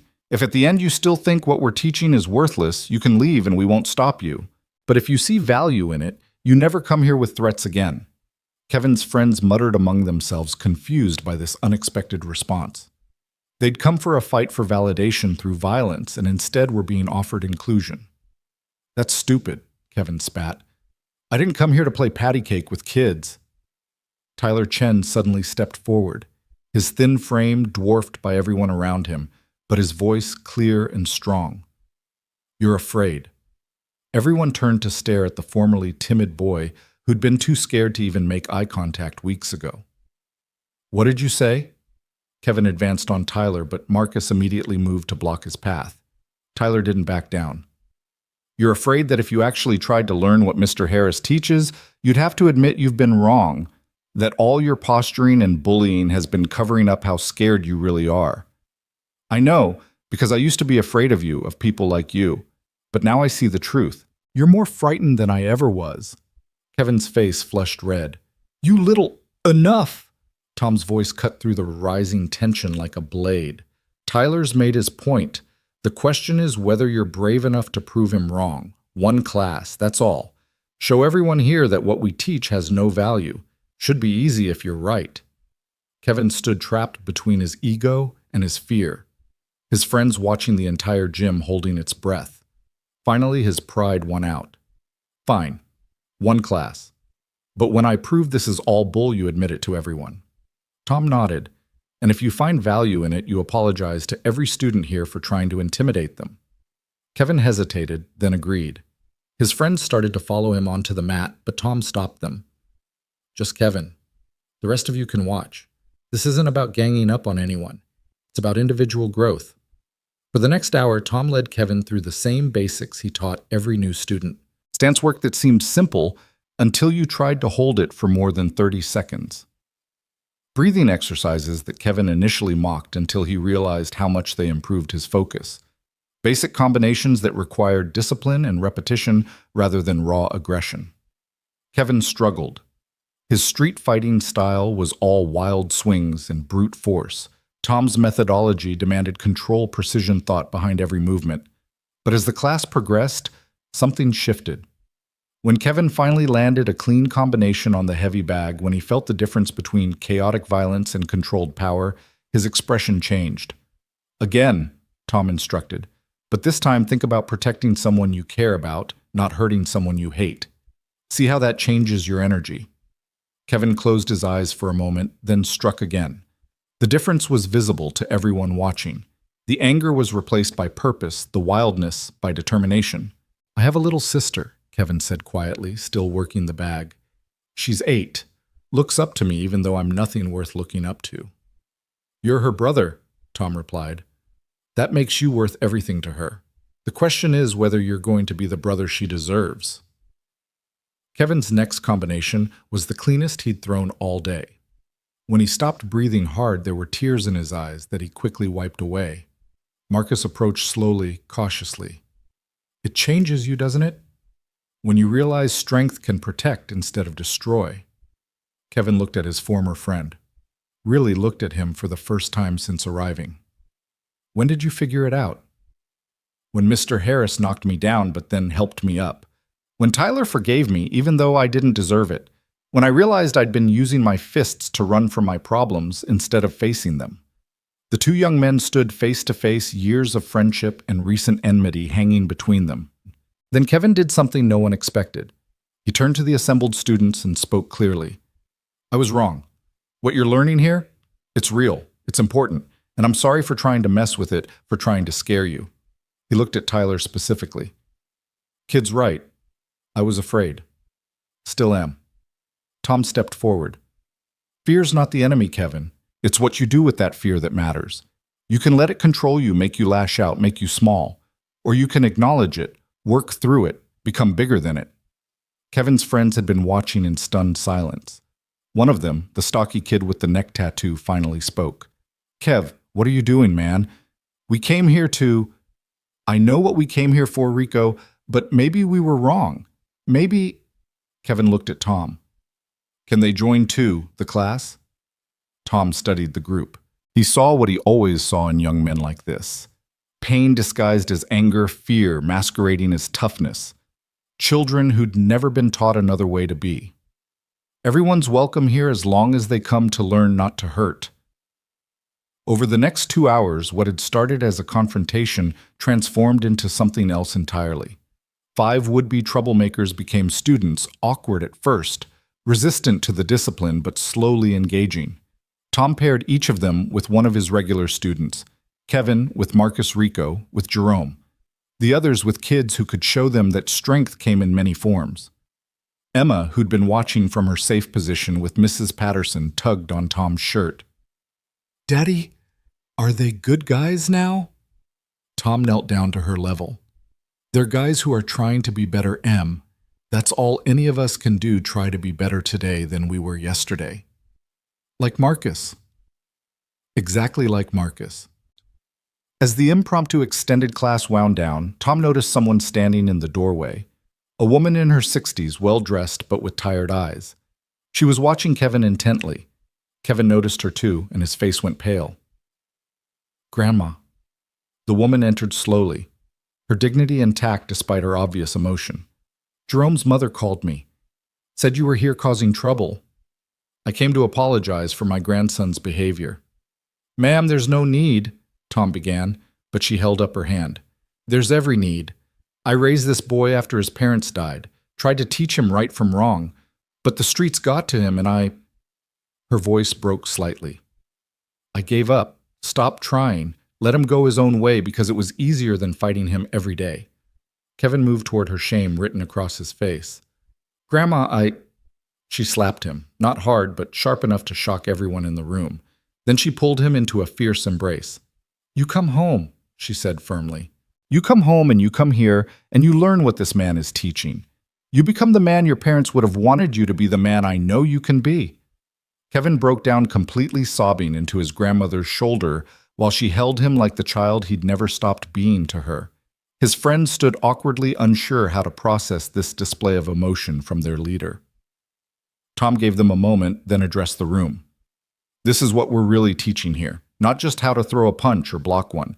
We're teaching how to be human, how to be vulnerable, how to be strong enough to change. Frank Morrison had been watching from his office, and now he came down, a slight smile on his weathered face. Tom, what you just did, that's not boxing. That's ministry. That's community building. That's changing lives. It's what Sarah would have done, Tom replied quietly. She always saw the potential in people even when they couldn't see it themselves. As people began to leave, Kevin approached Tom one more time. Mr. Harris, would it be okay if I came back? Not to cause trouble, but to really learn. Classes are Monday, Wednesday, and Friday at 4, Saturday mornings at 9 for advanced students, but you'll need to earn that spot. Kevin nodded eagerly. I'll be here. And Mr. Harris, thank you for not giving up on me when I'd given up on myself. After everyone had gone, Tom sat in the empty gym with Emma, who was drawing in her notebook. She showed him her latest sketch. It was Kevin's grandmother hugging him, but she'd added wings to the grandmother's back. She's like an angel, Emma explained, coming to save him when he needed it most. Tom thought about all the angels in their lives, Sarah, who'd saved him from a life of meaningless violence, Emma herself, who gave him purpose every day, the community that had formed around the center, each person saving each other in small and large ways. That evening, as they drove home, Emma fell asleep in her booster seat, exhausted from the emotional intensity of the day. Tom's phone buzzed at a red light, a message from Tyler Chen. Mr. Harris, what you did today with Kevin, that was incredible. You didn't defeat him. You transformed him. That's so much more powerful than any punch. Another message, this one from Marcus. My dad wants to meet Kevin's grandmother, says maybe they can start a support group for families dealing with cycles of violence. Is that okay? And another from Jerome. My brother Dante saw everything. He was watching from across the street, ready to step in if needed.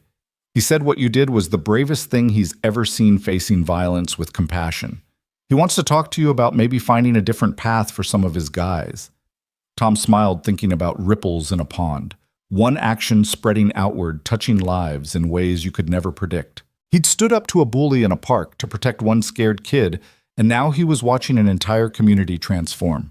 At home, after putting Emma to bed, Tom found himself in Sarah's studio again. He'd been coming here more often lately, feeling closer to her in this space, where her creativity still lived in every paint splatter and half-finished canvas. You'd be proud, Sarah, he said to the room. I'm teaching them what you taught me, that love is stronger than hate, that compassion takes more courage than cruelty, that everyone deserves a chance to become better. His phone rang. Frank Morrison. Tom, you sitting down? What's wrong? Nothing's wrong. Everything's right. I just got a call from the Maxwell Foundation. They want to fund a full scholarship program through the center, 20 full rides to college for kids who complete our program and maintain their grades. They specifically mentioned you said your viral video started it, but what you've built since convinced them. Tom sat down hard, overwhelmed. 20 kids to college. Every year, Tom. 20 kids every year who might never have had the chance otherwise. Tyler Chen's already on the list for next year. So is Jerome if he keeps his grades up. After Frank hung up, Tom sat in the darkness of Sarah's studio, tears flowing freely. He thought about Tyler, who'd found strength through art and courage. About Marcus, who'd transformed from bully to protector. About Kevin, who'd walked in as an enemy and left as a student. About Jerome, caught between worlds but choosing the better path. The next morning brought unexpected visitors.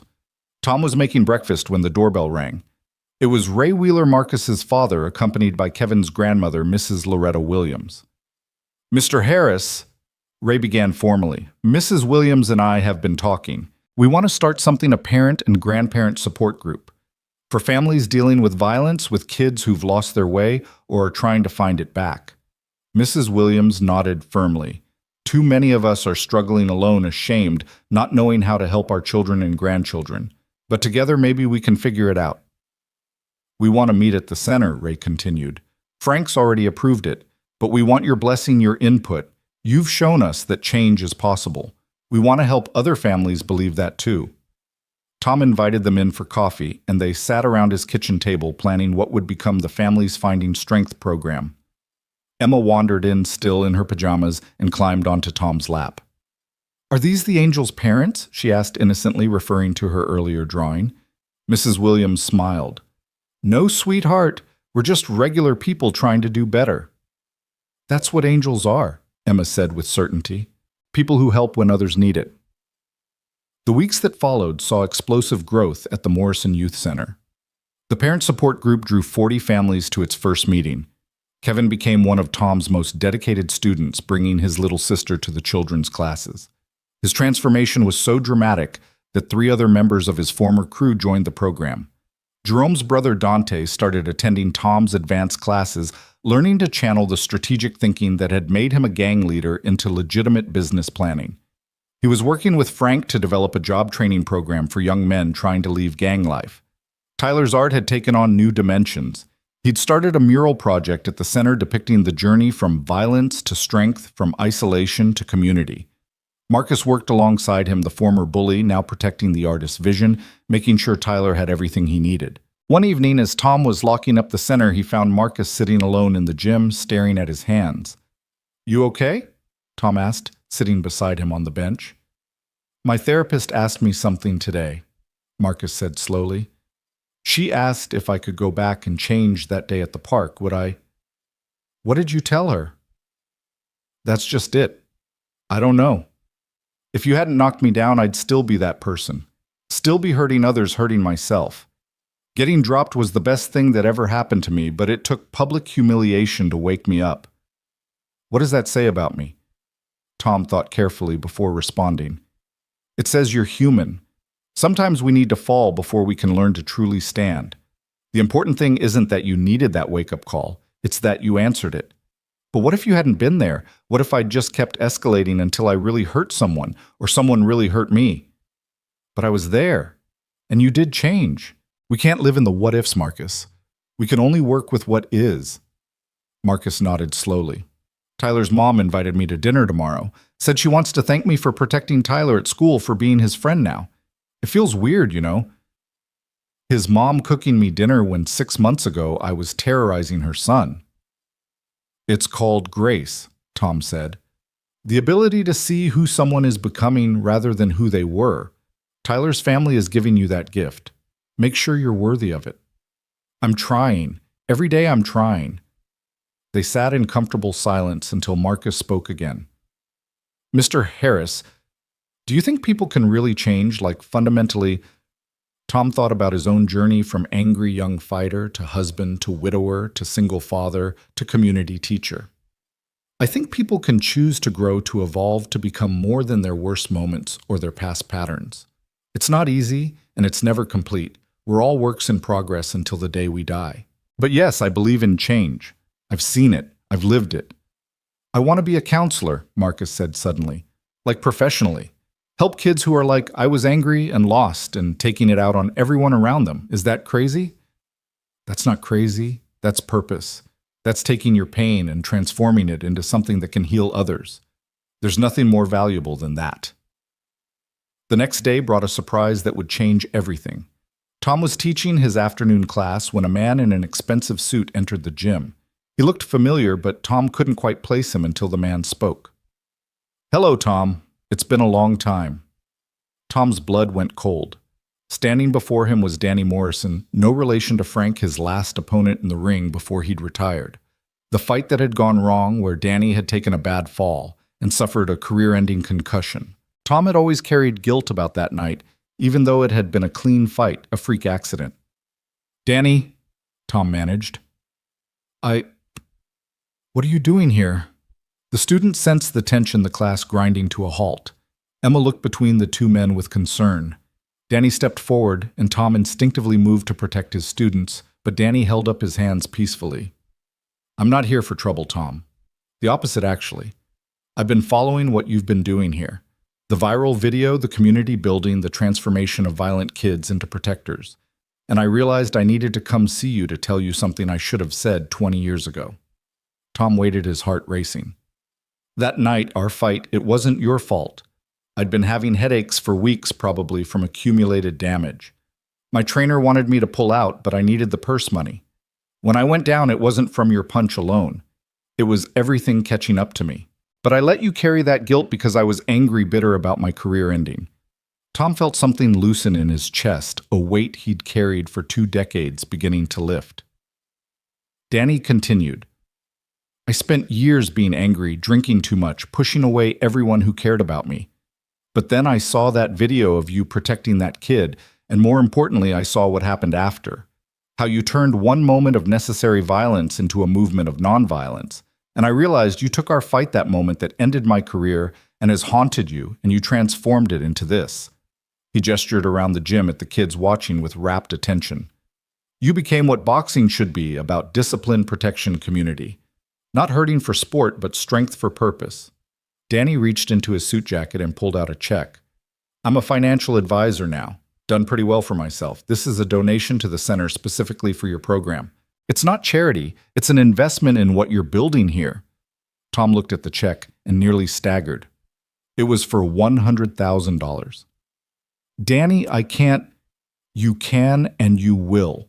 Consider it 20 years of accumulated interest on a debt I should have cleared long ago. Use it to expand to reach more kids, to save more lives like you saved that Tyler kid. The two former opponents stood face to face, decades of history between them. Then Danny extended his hand and Tom shook it, both men finally free from a past that had haunted them. There's one more thing, Danny said. I've been sober for 5 years now. Part of my recovery has been making amends. You were on my list, but I was too proud, too stubborn to reach out until I saw what you were doing here. So thank you, Tom, for giving me a reason to finally make this right. After Danny left, Tom stood in the middle of the gym, overwhelmed. His students gathered around him, sensing he needed support. Was that man a bad guy? Emma asked, taking his hand. No, baby. He was someone I hurt accidentally a long time ago, and we both carried that hurt for too long. He came to let it go, to let us both let it go. Marcus understood something deeper. He came to forgive and be forgiven. Exactly, Tom said. Sometimes the hardest fights are with our own past, our own guilt. Today, we both won that fight. That evening, Tom called a community meeting at the center. The main gym was packed: students, parents, the support group, local business owners who'd started contributing to the program. Even the mayor had shown up, having heard about Danny's donation and wanting to be associated with the center's success. Tom stood before them all, Emma by his side as always, and spoke from his heart. 6 months ago, I threw a punch in a park. It was necessary, but it was still violence. What's happened since all of you, this community, we've built the lives that have been changed, that's the real victory. We've proven that strength isn't about domination. It's about lifting others up. It's about choosing to be better, to do better, to help others find their better. He paused, looking at the faces before him, Tyler, with his sketchbook. Marcus standing tall and proud, Kevin, with his grandmother and little sister Jerome, with Dante Frank. Morrison beaming like a proud father. Danny Morrison's donation will let us expand. We're going to add after-school tutoring, art therapy, family counseling services. We're going to create a model that other communities can replicate. But none of this works without all of you. Every parent who brings their child here is choosing hope over fear. Every kid who steps onto these mats is choosing discipline over chaos. Every former bully who transforms into a protector proves that redemption is possible. The room erupted in applause. Mrs. Williams stood up, her voice strong. Mr. Harris, you gave us our children back. You gave us hope when we had none. We're not just a community anymore, we're a family. As the meeting wound down, people breaking into groups to discuss the expansion plans, Tyler approached Tom with a large wrapped package. I made this for you, Tyler said shyly. Well, Marcus helped with the frame and Emma gave me ideas for the colors. Tom unwrapped it carefully. It was a painting Tyler had perfectly captured the moment in the park, but he'd transformed it. Instead of violence, the image showed Tom standing between Marcus and Tyler, but his arms were spread wide, embracing both of them. In the background, the crowd wasn't watching in fear, but joining hands, forming a protective circle. At the bottom, in careful lettering, Tyler had written, "The punch that built a community." Tom's eyes filled with tears. Tyler, it's how I see it now, Tyler explained. Not as the day I was saved from a bully, but as the day we all started becoming something better. Later, as Tom tucked Emma into bed, she asked her nightly question. Daddy, are you happy? It was the same question she'd been asking since Sarah died, and for 3 years Tom had struggled to answer honestly. But tonight he could. Yes, baby, I'm happy. Because of all the people you're helping. Because of that, yes, but mostly because I know your mom would be proud of who we're becoming, you and me both. Emma smiled sleepily. She is proud, Daddy. I know she is. Sometimes in my dreams she tells me. She says you're doing exactly what you're supposed to be doing. Tom kissed her forehead, his heart full. What else does she say? She says the best fights are the ones that end with everyone winning. And Daddy, I think we're all winning now. As Emma drifted off to sleep, Tom stood at her window looking out at the city lights. Somewhere out there, Tyler was probably drawing Finding Strength in art. Marcus was at home doing homework while his father cooked dinner, their relationship healing day by day. Kevin was reading to his little sister, being the brother she deserved. Jerome and Dante were planning legitimate business ventures, using their street smarts for legal success. And at the Morrison Youth Center, the lights were still on. Frank working late to accommodate all the new programs they'd be starting. Tomorrow would bring new challenges, new kids needing help, new battles to fight with compassion instead of violence. Tom thought about the punch that had started it all, a single moment of necessary force that had rippled out into waves of positive change. He'd been a fighter all his life, but only now understood what he'd really been training for. Not to win matches or titles, but to stand when standing mattered, to protect those who needed protection, to teach strength that built rather than destroyed. Sarah had always known. Even when he was just a young boxer with calloused knuckles and championship dreams, she'd seen this future, this version of him that used his power to empower others. She'd painted it, written about it in the journals he'd found after her death, believed in it even when he couldn't see it himself. The city settled into night, but Tom knew that tomorrow would bring new opportunities to fight the right fights, to stand for those who couldn't yet stand for themselves, to continue building the community that had grown from one protective act in a sunny park. He walked back to Emma's room, watching her sleep peacefully, her small hand clutching the teddy bear Sarah had given her. On her nightstand sat the photo of all three of them at the beach.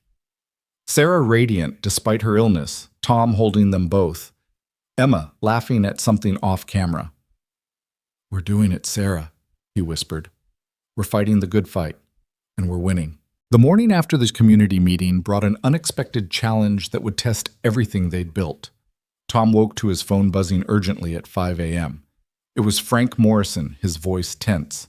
"Tom, we have a situation. The center's been vandalized again, but this time it's worse. You need to get down here." Tom dressed quickly, leaving a note for Emma, who was still sleeping, and drove through the pre-dawn darkness. When he arrived at the center, his heart sank. The windows were shattered, the door kicked in, and spray-painted across Tyler's beautiful mural were the words, "This ends now." Frank stood amid the destruction, his marine bearing intact despite the devastation around him. Security footage shows 6 men, faces covered. They were in and out in 10 minutes, destroyed the new equipment Danny's donation just helped us buy. Tom walked through the wreckage glass, crunching under his feet. The heavy bags were slashed, their stuffing scattered like snow. The ring ropes were cut. Most heartbreaking was Tyler's mural, months of work destroyed in moments of vindictive rage. "Any idea who?" Tom asked, though he suspected he already knew. "The Northside Pythons. They've been losing recruits to our program. Word is their leader, Carlos Mendez, sees us as a direct threat to his pipeline." Frank's jaw clenched. "Tom, this is beyond bullying. This is organized crime sending a message." Before Tom could respond, cars began arriving. First Tyler and his mother, the boy's face crumpling when he saw his destroyed mural. Then Marcus with his father, both of them surveying the damage with grim expressions. Jerome and Dante came together, the older brother's face dark with a fury Tom recognized all too well. "This is war," Dante said flatly. "They want war, they got it. Me and my boys will—" "No," Tom interrupted firmly. "That's exactly what they want. Us to retaliate, to become what they are. Then they can justify whatever comes next." "So we just take it?" Kevin asked, having just arrived with his grandmother and sister. "Let them destroy everything we've built." Tom was about to answer when Emma appeared in the doorway. Mrs. Patterson behind her, looking apologetic. "She insisted on coming when she heard," Mrs. Patterson explained. Wouldn't take no for an answer. Emma walked through the debris, her small face serious but unafraid. She stopped at Tyler's ruined mural, touching the spray paint gently. "They're scared," she said simply. Everyone turned to look at her. "Scared of what, baby?" Tom asked, kneeling beside her. "Scared of losing. Bad people always break things when they're scared of losing. Mom told me that when she was sick. She said the cancer was trying to break her body because it was scared of her spirit." Tyler knelt beside them, tears streaming down his face as he looked at his destroyed work. "But they won. They destroyed everything." Emma shook her head firmly. "No, breaking something doesn't mean winning. Daddy taught me that. Remember, Mr. Tyler? You can break a painting, but you can't break the ability to paint. You can break a gym, but you can't break what we learned here." Marcus stepped forward, his voice steady. "She's right. They want us to give up or fight back on their terms. Either way, they win. But what if we do neither?" "What are you suggesting?" Frank asked. Marcus looked around the destroyed gym, then at the growing crowd of students and families gathering outside, word spreading quickly through the community. "We rebuild. Today. Right now. All of us. And we do it publicly, openly. We show them and everyone else that breaking our things doesn't break our spirit." Tom felt a surge of pride. The boy who'd been a bully 6 months ago was now thinking like a leader, like someone Sarah would have admired. "He's right," Tom said, standing. "But we do more than rebuild. We expand. We show them that every attack makes us stronger, brings more people to our cause." Dante struggled with this approach. "Tom, you don't understand these people. They don't respond to peaceful resistance. They respond to force." "I understand them perfectly," Tom replied. "I grew up around people like them. And you're right, they don't respond to peace, but they also don't know how to handle something they can't intimidate or destroy. We become that something." Within hours, the center was swarming with volunteers. The story had hit social media and support poured in from unexpected sources. A local construction company arrived with new windows. A sporting goods store donated replacement equipment. Most surprisingly, 3 rival gang members showed up not to cause trouble, but to help. "We ain't about destroying places that help kids," one of them told Tom. "That crosses a line." Tyler had set up a new canvas against the one undamaged wall and was already sketching, refusing to let the destruction of his mural defeat him. This time, he wasn't working alone. Emma sat beside him with her own brushes adding touches of color. Other kids joined in, and soon the wall was becoming a collaborative piece, more beautiful because it was created by many hands instead of one. The mayor arrived with news cameras, eager to be associated with the community's resilience. Tom avoided the cameras but pushed forward kids like Marcus and Tyler to speak. "They thought they could scare us," Marcus told the reporter. "But fear only works if you let it. Mr. Harris taught us that. Every time they try to tear us down, we'll build back better." As the day progressed, Tom noticed 2 men watching from across the street. They didn't help or interfere, just observed. He recognized the type scouts for Carlos Mendez reporting back on the community's response. Kevin noticed them too. "Want me and the guys to run them off?" "No, let them watch. Let them report back that we're not afraid, that we're not going anywhere." That evening, as the immediate repairs were completed and the crowd began to disperse, a black SUV pulled up. The door opened and Carlos Mendez himself stepped out.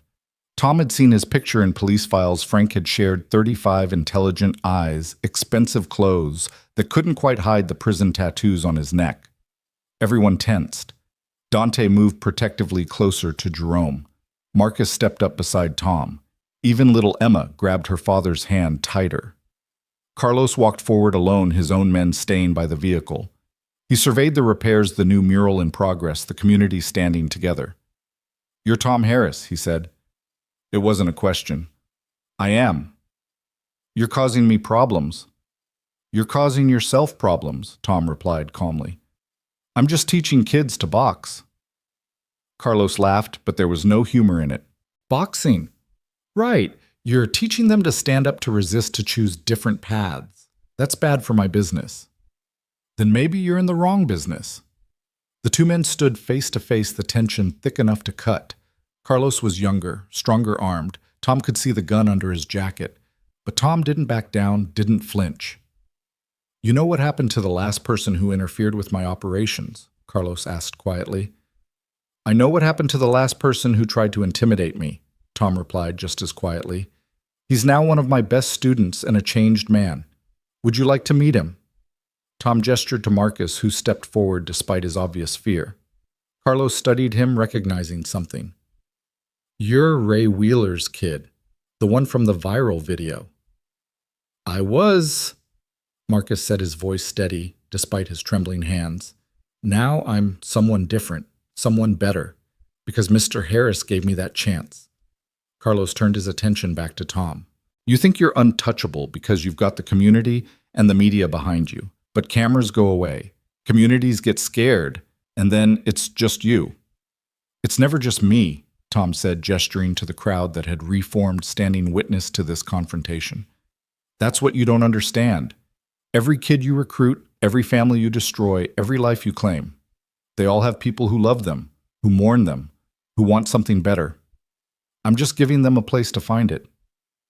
Carlos was quiet for a long moment, then pulled out his phone and showed Tom a picture. It was a boy, maybe 12, wearing boxing gloves. That's my nephew, Carlos said. My sister wants to enroll him here. Wants him to have options I never had. He laughed bitterly. She doesn't know I'm the reason places like this usually don't survive in neighborhoods like ours. So change that, Tom said simply. Be the reason this one does survive. But Carlos stared at him like he'd grown a second head. You're serious. Your nephew deserves a chance to be more than what the streets would make him. Every kid does. You can be part of giving him that chance, or you can be the reason he doesn't get it. Your choice. The silence stretched on, everyone holding their breath.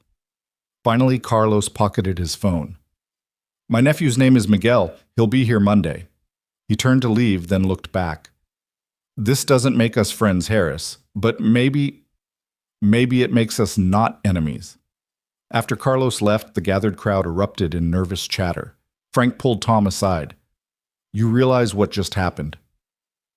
You just got a gang leader to back down through words alone. I didn't get him to back down, Tom corrected. I gave him a way to step sideways to be an uncle instead of a gang leader, at least for a moment.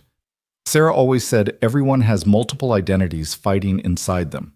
Sometimes you just have to speak to the right one. That weekend, the center hosted its first exhibition event, a showcase for the students to demonstrate what they'd learned not just in boxing technique, but in conflict resolution and strength through peace and community building. The gym was packed beyond capacity.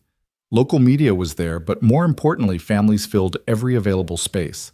Tom watched from the side as his students took turns in the ring, not fighting each other, but demonstrating forms techniques, the discipline they'd acquired. Tyler and Marcus performed a choreographed sequence together, the former victim and former bully moving in perfect synchronization, showing how opposition could become cooperation. The crowd was mesmerized. Jerome spoke about choosing education over the streets with Dante beside him, the older brother's pride evident. Kevin demonstrated defensive techniques with his little sister, showing her how to protect herself while emphasizing that violence was always a last resort. Then Emma took the ring.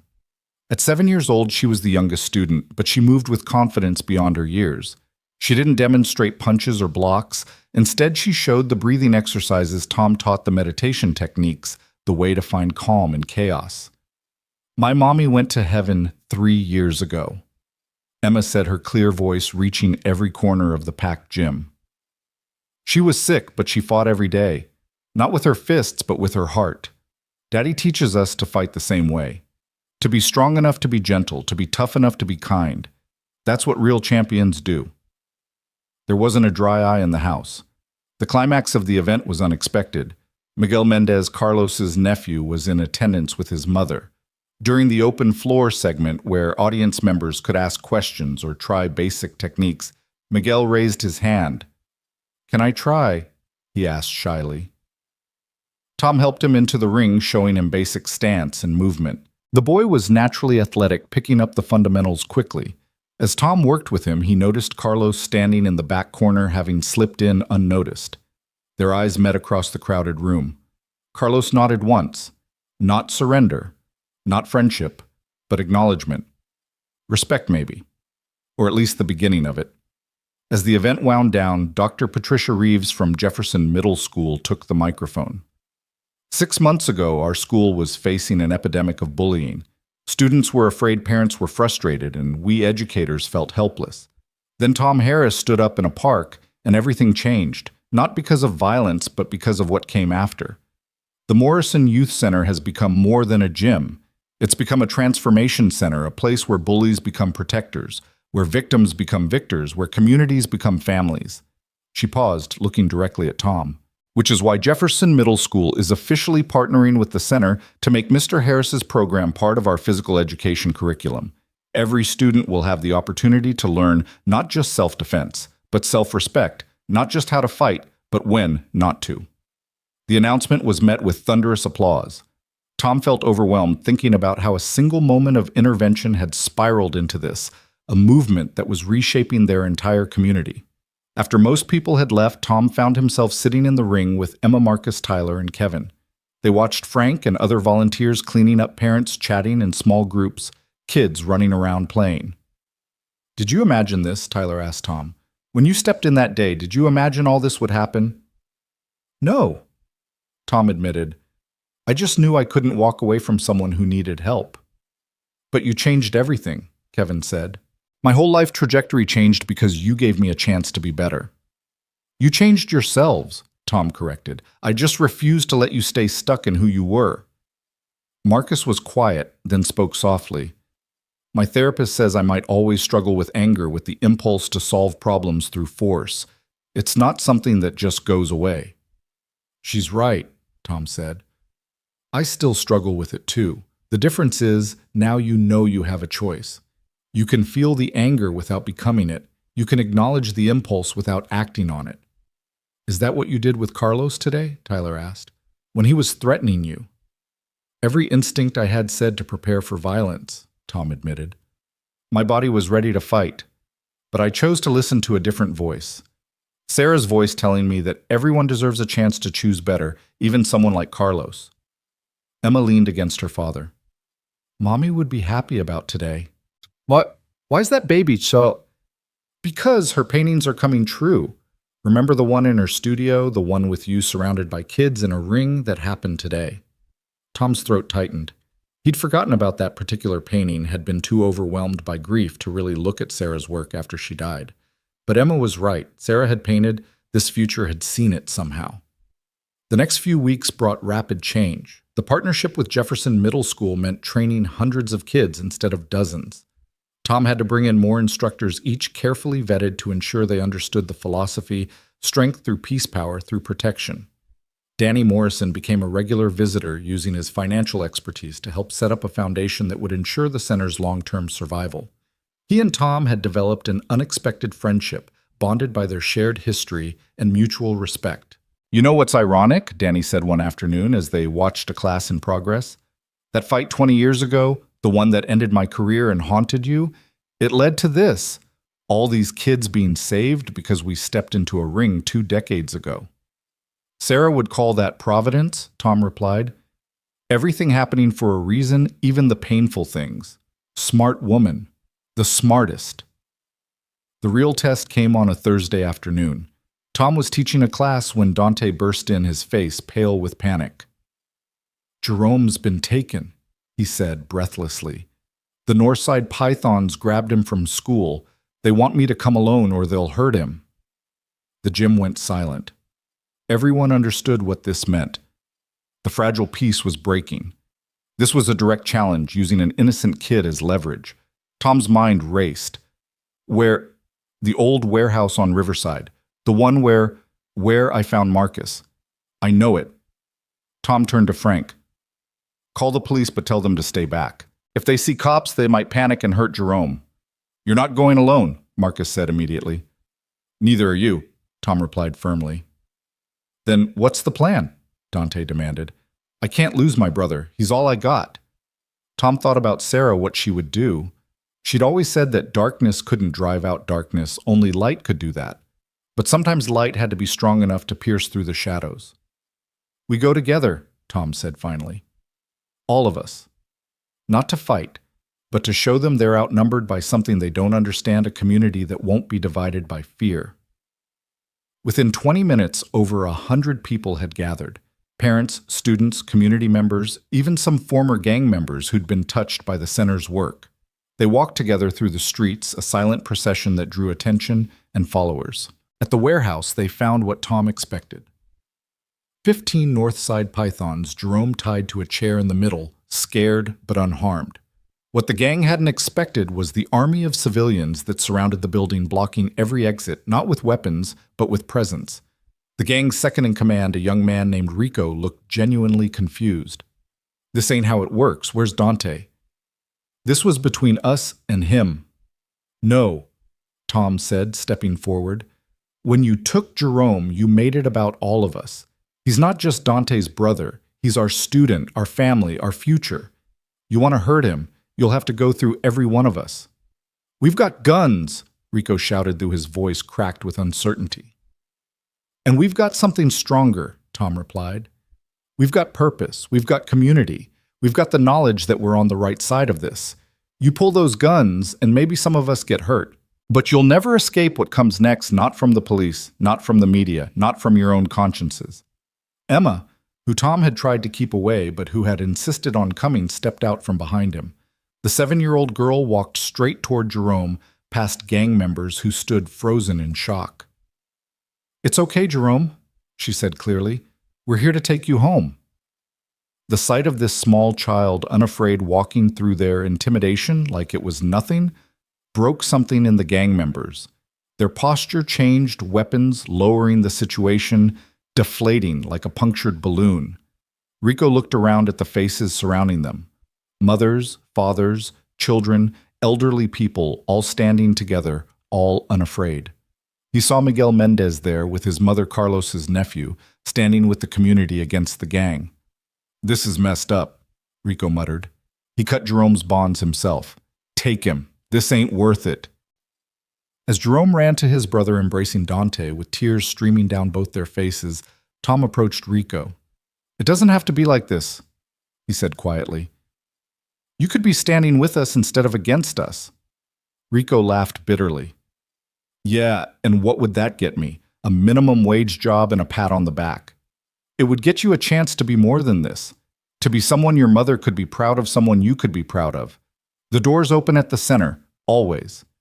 Rico said nothing, but Tom saw him pocket one of the center's cards that Emma had been handing out to the gang members, her innocent courage, shaming them into accepting them. The walk back to the center was triumphant. Jerome rode on Dante's shoulders, the brothers reconciled in their relief. The community had faced down violence with solidarity and won. But Tom knew this wasn't the end. It was another beginning. That night, Carlos Mendez called Tom directly. "You've got balls, Harris. What you did today? That was either the bravest or stupidest thing I've ever seen." "Maybe both," Tom admitted. "My nephew won't shut up about you, says you're teaching him to be a warrior for peace. What does that even mean? It means being strong enough to protect without destroying, powerful enough to stand up without putting others down. It means choosing the harder path because it's the right one." Carlos was quiet for a long moment. "I've done things, Harris, things that can't be undone. There's no redemption for someone like me. Sarah, my late wife, used to say redemption isn't about erasing the past. It's about choosing a different future. You've already started by bringing Miguel to us. That's a choice, a good one. One good choice doesn't balance a lifetime of bad ones. No, but it's a start. And tomorrow, you get to make another choice and another. That's all any of us have the next choice." After Carlos hung up, Tom sat in Sarah's studio, surrounded by her unfinished paintings. One caught his eye, a work he'd never really looked at before. It showed two men facing each other, one in shadow, one in light, but their shadows merged into something that looked like a bridge. "You saw all of this, didn't you?" he whispered to the empty room. "Somehow you knew what I'd become, what we'd build." A knock at the door interrupted his thoughts. It was Marcus, Tyler, Kevin, Jerome, and Dante, the core group that had become like extended family. "We wanted to talk to you about something," Marcus said. "We've been discussing it, and we want to start a youth council at the center. Kids helping to run programs, make decisions, reach out to others who need help." Tyler added, "We want to call it Sarah's Council, if that's okay, to honor her vision of community and redemption." Tom's eyes burned with tears. She would have loved that. They spent the next hour planning these young men who'd come from such different places. The former bully, the bullied artist, the reformed troublemaker, the kid caught between worlds and his gang member brother finding a new path. They were living proof that change was possible, that strength could be redefined, that communities could heal. As they prepared to leave, Jerome turned back. "Mr. Harris, what you all did today coming for me, I've never had that before. People willing to risk themselves for me. You have it now," Tom said firmly, "and you always will. That's what family does." After they left, Tom tucked Emma into bed. She was drawing in her notebook again this time, sketching the scene from the warehouse, her walking toward Jerome surrounded by the community. "Were you scared today, baby?" Tom asked. "A little," she admitted. "But then I remembered what Mommy used to say, that love is stronger than fear. And I love Jerome, and I love our community, so the fear got smaller. You were the bravest one there today." "No," Emma said seriously. "We were all brave together. That's what made it work." As Tom kissed her goodnight and turned off the light, his phone buzzed with a message from an unknown number. He opened it to find 2 words, "Thank you, Rico." Another ripple, Tom thought. Another life potentially changed by the simple act of offering hope instead of hostility. He walked back to Sarah's studio one more time, drawn to her paintings like a moth to flame. In the corner, covered by a sheet, was one he'd never uncovered too painful to look at. Tonight, he pulled the sheet away. It was a self-portrait of Sarah, but she'd painted herself as a tree roots deep in the ground, branches reaching toward the sky, and in every branch a different face. Tom, Emma, and dozens of others he didn't recognize at the time but now saw clearly. Tyler was there, and Marcus, Jerome, and Dante, even someone who looked remarkably like Carlos. At the bottom, in her flowing script, she'd written, "We are all connected. Every action creates branches. Every choice grows fruit that feeds the future. Plant wisely, water with love, and watch the forest grow." Tom sank into her painting chair, overwhelmed by the profound truth his wife had understood. That single moment in the park hadn't just been about stopping a bully. It had been about planting a seed that would grow into this, a forest of changed lives, connected souls, a community transformed. Tomorrow would bring new challenges. The Northside Pythons wouldn't simply disappear. Carlos's potential redemption was far from certain. The kids would face setbacks, temptations to return to old patterns. The center would need constant support to survive. But tonight, Tom allowed himself to feel what Sarah would have wanted him to feel: pride, and how far they'd come, hope for where they were going, and gratitude for the chance to be part of something larger than himself. The single dad boxer who'd stood up to a bully had become something more: a teacher, a father figure, to dozens, a catalyst for change. But most importantly, he'd become what Sarah had always seen in him: a protector not just of bodies, but of futures, a fighter not against people but for them.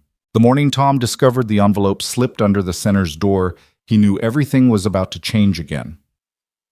Inside was a single photograph: Emma at school, playing on the playground, unaware she was being watched. No words, no demands, just the implicit threat that made his blood run cold. Frank was already at the center preparing for the morning class when Tom showed him the photo. The older man's face darkened with a fury Tom had rarely seen from the usually composed Marine. "This crosses every line," Frank growled. "Threatening you is one thing, bringing Emma into it." "It's Carlos's rivals," Tom said quietly, though his hands trembled with barely controlled rage. "The East Side Kings. They've been losing territory ever since Carlos started pulling back from conflicts. They blame our center for making everyone soft." "How do you know?" Tom pointed to the corner of the photograph where a partial tattoo was visible on the photographer's hand, the distinctive crown and serpent of the East Side Kings. "Sloppy work. They wanted me to know who sent it." His first instinct was to find them to unleash 25 years of boxing training on whoever had dared to threaten his daughter. The old Tom, the young fighter from East LA, would have already been on the streets seeking vengeance. But Sarah's voice echoed in his mind, reminding him that violence born from anger only bred more violence. "What are you going to do, Frank asked. "First, I'm getting Emma somewhere safe, then..." Then I'm going to end this, but not how they expect. He called Mrs. Patterson, arranging for her to pick Emma up from school and take her to her sister's house outside the city for a few days. He hated lying to Emma, telling her it was a special surprise sleepover, but her safety came before truth. That afternoon, instead of teaching his regular class, Tom did something unexpected. He called a meeting of every former and current gang member who'd been touched by the center's work, RICO, who'd been attending secretly, several of Dante's former crew, even some Northside Pythons who'd started bringing their younger siblings to classes. The Eastside Kings threatened my daughter, he said simply, showing them the photograph. The room erupted in angry voices, offers of retaliation, promises of street justice. Tom let them vent for a moment, then raised his hand for silence. This is a test, he said. Not just for me, but for all of us, for everything we've been building. They want us to react with violence to prove that beneath all our talk of peace and redemption, we're still just thugs settling scores with fists and guns. But they threatened Emma, Rico protested. That's your kid, man. There's got to be consequences. There will be, Tom assured him, but not the kind they expect. Over the next 3 hours, Tom outlined a plan that was either brilliant or insane. Instead of violence, they would use the King's own tactics against them, but transformed.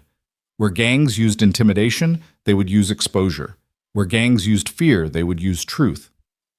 Tyler had been documenting everything at the center for months, taking photographs, recording videos. Marcus had been keeping detailed journals of his transformation.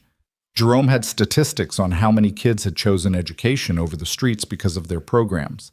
They would compile it all into something unprecedented, a public presentation that would expose not just the King's threats, but the entire ecosystem of gang recruitment and intimidation that plagued their community.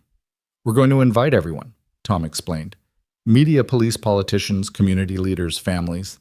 And we're going to show them exactly what we're fighting against and what we're fighting for. We're going to make it impossible for the Kings to operate in shadows because we're going to drag everything into the light. Dante shook his head. That's suicide, Tom. You expose them like that, they'll come for all of us. They're already coming for us. The question is whether we face them on their terms or ours. Carlos Mendez surprised everyone by walking in during the planning session. He'd been coming around more often since Miguel started training, always watching from the edges, never fully participating. But now he stepped forward. The Kings sent that photo, he said. It wasn't a question. Tom nodded. They're led by Vincent Reyes. We've been rivals since we were kids. He's smart, ruthless, and he doesn't make empty threats. Carlos paused, seeming to wage an internal war. I can't undo my past, Harris. Can't take back the things I've done. But maybe I can use what I know to help. The room went silent. Carlos Mendez, active gang leader, offering to help expose gang operations. It was unprecedented. Why? Tom asked simply. Carlos pulled out his phone, showing a video of Miguel working the heavy bag at the center, his face bright with concentration and joy. Because my nephew smiles now, really smiles, not the fake tough guy act I've been teaching him. Because my sister looks at me with hope instead of disappointment. Because, his voice cracked slightly, because I'm tired of being the monster in everyone's story. The preparation took a week. During that time, Tom barely slept, constantly worried about Emma, despite knowing she was safe. She called every night, excited about her adventure with Mrs. Patterson's sister, who had horses and a pond with ducks. Each call both relieved and pained him. She was safe, but separated from him because of dangers she didn't even know existed. The presentation was scheduled for Friday evening. They'd rented the high school auditorium, sent invitations to every major media outlet, every politician representing their district, every community organization. The response was overwhelming, over 500 confirmed attendees. The morning of the presentation, Tom found another envelope under the center door. This one contained a single bullet and a note, "Cancel or else." He pocketed both, adding them to the evidence they'd present. That evening, the auditorium was packed beyond capacity. Tom stood backstage with his core team, Marcus, Tyler, Kevin, Jerome, Dante, and surprisingly, Carlos, who'd worn a suit for the first time in years. "You ready for this?" Marcus asked Tom. "No," Tom admitted. "But Sarah used to say courage isn't being ready, it's acting despite not being ready." They walked onto the stage to face their community. Tom saw familiar faces, Dr. Reeves, Danny Morrison, Frank, parents of kids from the center. But he also saw unfamiliar ones, including a cluster of young men in the back whose posture and clothing marked them as East Side Kings. Tom began simply. 6 months ago, I stood up to a bully in a park. That single action started ripples that have transformed our community. Tonight we're here to talk about the bullies that still plague us, not in parks, but in our streets, our schools, our children's futures. Tyler took over presenting his documentation photographs and videos showing the transformation of former gang members, bullies becoming protectors. Victims finding strength. The audience watched mesmerized as the visual story unfolded. Marcus spoke next, reading from his journal about his journey from bully to mentor, his voice breaking as he described the moment Tom's punch had knocked sense into him, literally and figuratively. Then Jerome presented the statistics. 43 kids who'd chosen after-school programs over gang initiation, 12 former gang members now employed in legitimate jobs, 8 high school dropouts who'd returned to complete their education. The presentation built to Carlos's testimony. The gang leader, or former gang leader, as he announced to gasps from the audience, laid bare the recruitment tactics, the intimidation strategies, the way gangs preyed on vulnerable kids seeking belonging. I've been that predator, Carlos admitted, his voice steady despite visible emotion. I've recruited kids, taught them violence was strength, crime was success. I told myself I was giving them family, but I was really stealing their futures. He pulled out his phone, projecting a photo onto the screen behind him. It was Miguel at the center, surrounded by other kids, all laughing during a break in training. This is real family, Carlos continued. This is real strength. And tonight, I'm officially announcing that the Northside Pythons are disbanding. Any member who wants out has my blessing. Any member who wants to continue in crime will do so without my protection or support. The announcement sent shockwaves through the auditorium. Tom saw the Eastside Kings members conferring urgently among themselves. But the climax came when Tom himself took the microphone for the final segment. He pulled out the photograph of Emma the Bullet, the threatening note displaying them on the screen. This week, the Eastside Kings threatened my 7-year-old daughter because our center is disrupting their recruitment. They thought fear would make me back down, make us all back down. He paused, looking directly at the Kings members in the back. They were wrong. He clicked to the next slide, a photograph of Emma at the center teaching a defensive stance to an even younger child, her face serious with concentration. This is my daughter. She's 7 years old and she's already stronger than any gang member who needs to threaten children to feel powerful. She's strong because she chooses kindness over cruelty, courage over cowardice, love over fear. Tom's voice rose with passion. And she's not alone. Every child in our program, every former gang member who's chosen redemption, every bully who's become a protector, they're all proof that the Kings and groups like them have already lost. They just don't know it yet. The presentation concluded with Tom issuing a direct challenge to Vincent Reyes and the Eastside Kings. You want to settle this? Then let's settle it. Tomorrow noon at the center. Not with guns or knives or threats against children, but with something you're probably not brave enough to try an open conversation. Face me, face this community, face the damage you're causing, or slink back into your shadows and admit you're nothing but cowards who threaten little girls. The auditorium erupted. Some applauded, others argued, the King's members stormed out and reporters rushed the stage with questions. But Tom's eyes were on Carlos, who gave him a small nod of respect. That night, Tom stayed at Frank's house. The center wasn't safe, and Emma was still with Mrs. Patterson's sister.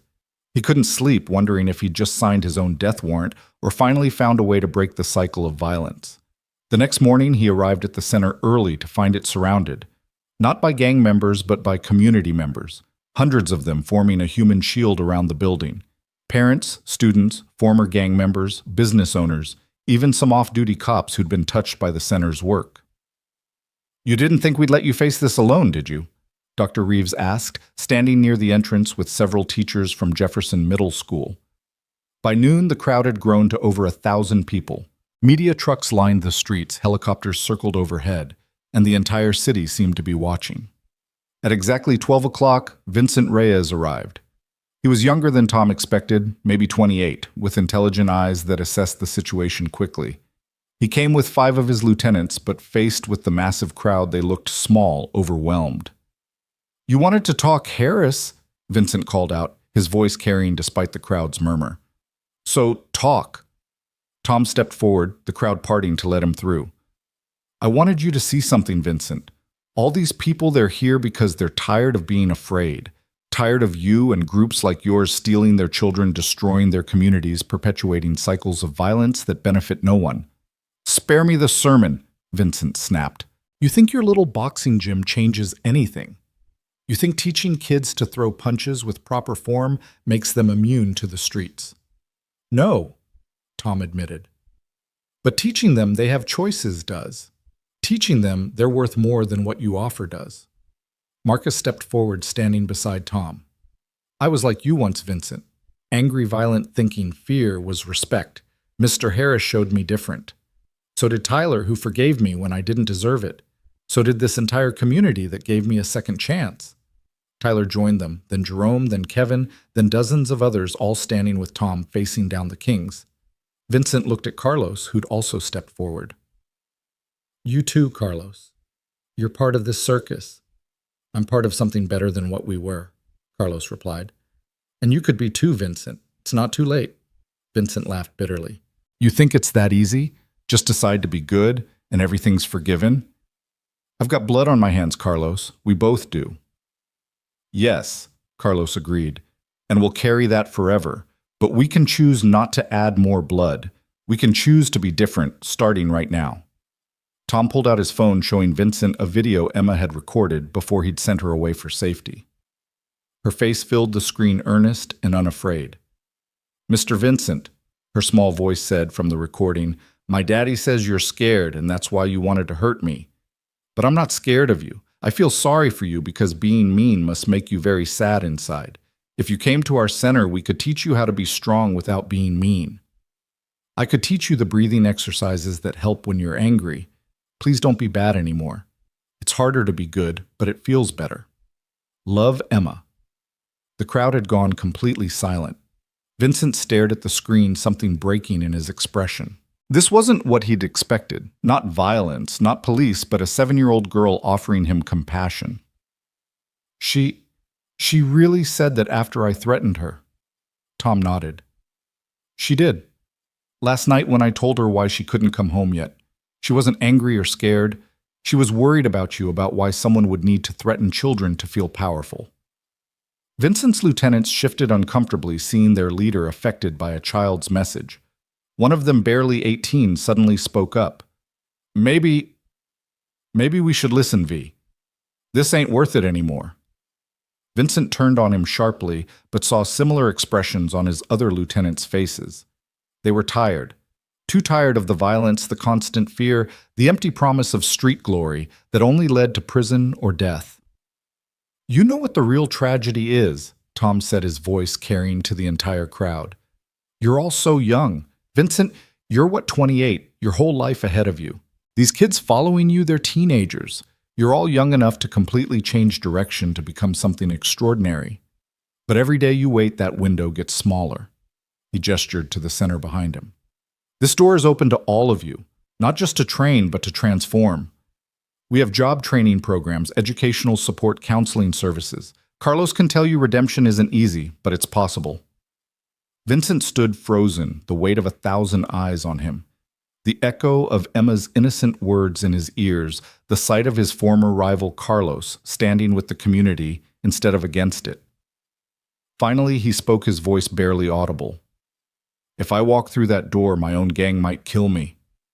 If you walk through that door, this entire community will stand behind you, Tom replied, just like they're standing here now. The moment stretched tense as a held breath. Then Vincent took a step forward. Then another. His lieutenants followed, and together they walked through the crowd that parted like the Red Sea through the center's doors that Tom held open. The crowd erupted in cheers, but Tom felt no victory, only relief and the weight of new responsibility. They'd just taken in 6 active gang members who wanted out. Protecting them while helping them transform would be the center's greatest challenge yet. Inside the center, Vincent stood awkwardly. His lieutenants clustered around him like lost children. The regular students watched warily but didn't flee. This was what they'd been training for, not just physical confrontation, but moral courage. What happens now? Vincent asked. Now you learn, Tom said simply. You train not just your bodies, but your minds and spirits. You face who you've been and decide who you want to become. It won't be easy. Some days you'll want to quit to go back to what's familiar. But if you stick with it, if you really commit, you'll become men you can be proud of. Frank stepped forward with enrollment forms, as if this was perfectly normal, as if notorious gang members walked in seeking redemption every day. We'll need emergency contact information commitment to attend at least 3 sessions per week, an agreement to our code of conduct, no violence, no intimidation, no gang colors or signs within these walls. As Vincent filled out the paperwork with shaking hands, his youngest lieutenant, the 18-year-old who'd spoken up outside, approached Tyler. You really forgave him? He asked, pointing at Marcus. After he bullied you? Tyler nodded.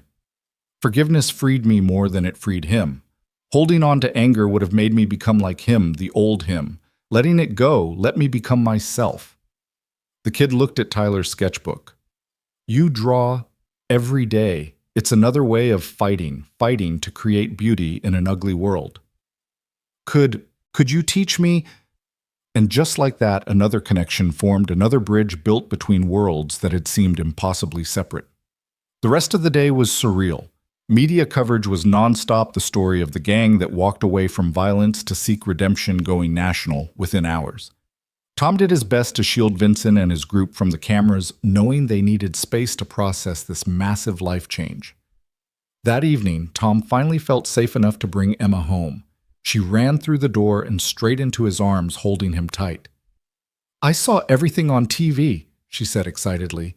Mrs. Patterson's sister let me watch. You did it, Daddy. You made them choose to be good. I didn't make anyone do anything, baby. They chose it themselves. But you showed them they could choose. That's what heroes do.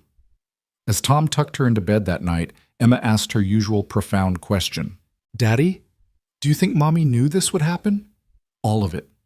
Tom thought about Sarah's paintings, her uncanny ability to see potential where others saw problems, her unwavering faith that love could triumph over hate.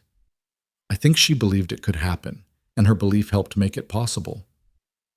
I want to be like her, Emma said sleepily. And like you. Strong and kind and brave enough to give people chances. You already are Em, that message you recorded for Vincent that took more courage than any punch I've ever thrown. The next morning brought unexpected news. The police had used the public revelations from the presentation to launch a major investigation into remaining gang activities. Several high-level dealers had been arrested, and the Eastside Kings had effectively dissolved its members, either seeking help or fleeing the city. But more importantly, applications to the center's programs had exploded, not just from kids, but from adults. Parents who wanted to learn to protect their families. Former gang members from other cities who'd heard about the redemption being offered, even police officers who wanted to better understand the communities they served. We're going to need a bigger space, Frank told Tom, showing him the numbers. Maybe multiple locations. Danny Morrison overheard and stepped forward. I've been thinking about that. What if we created the Harris Foundation named after you and Sarah, dedicated to replicating this model in cities across the country? Tom was overwhelmed. I don't know what to say. Say yes, Carlos interjected. He'd been coming daily, helping Vincent's group adjust, sharing his own struggles with redemption.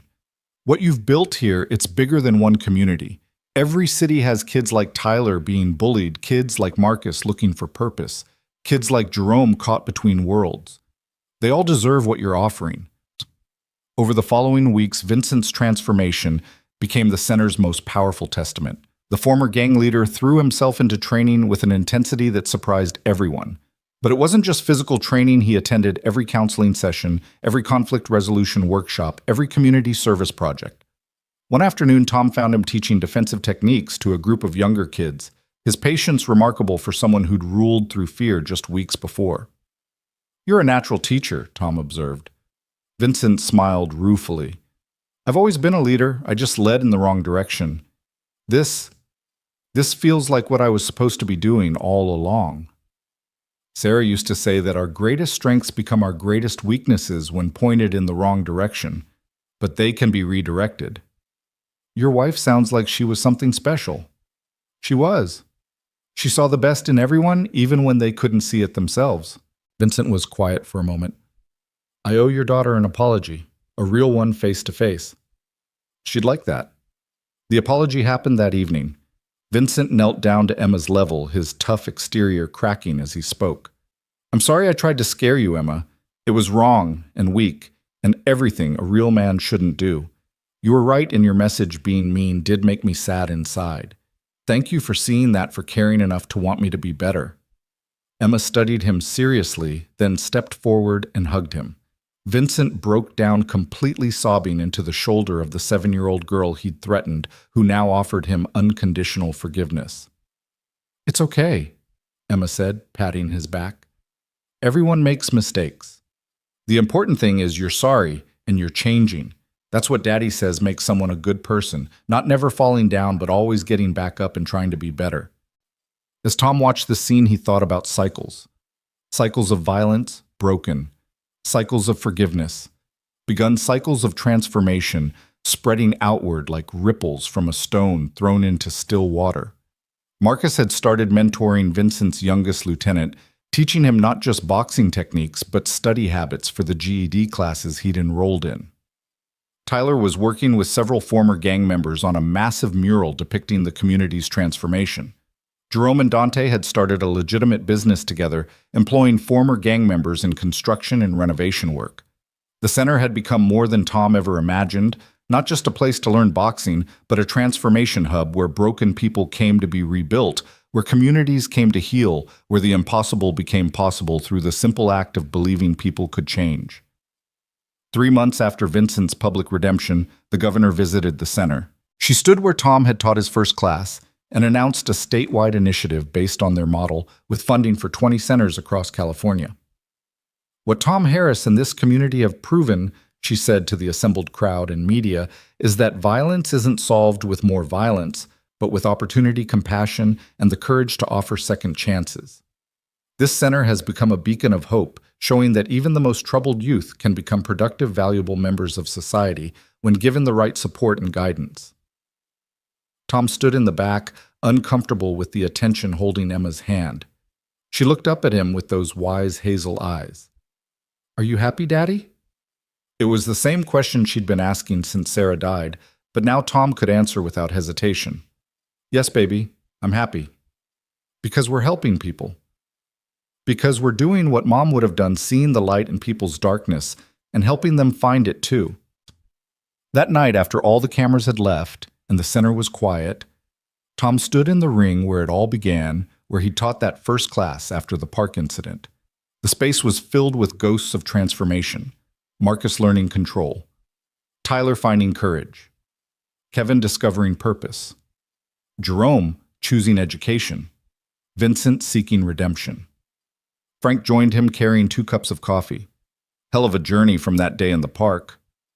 Sometimes I can barely believe it's real, Tom admitted. One moment, one decision to intervene, and all this followed. Sarah would be proud. I think she knew somehow. Her paintings, her words, it's like she saw this future and pointed me toward it. They stood in comfortable silence until Frank spoke again. You know, this is just the beginning, right? 20 centers across California, then other states will follow.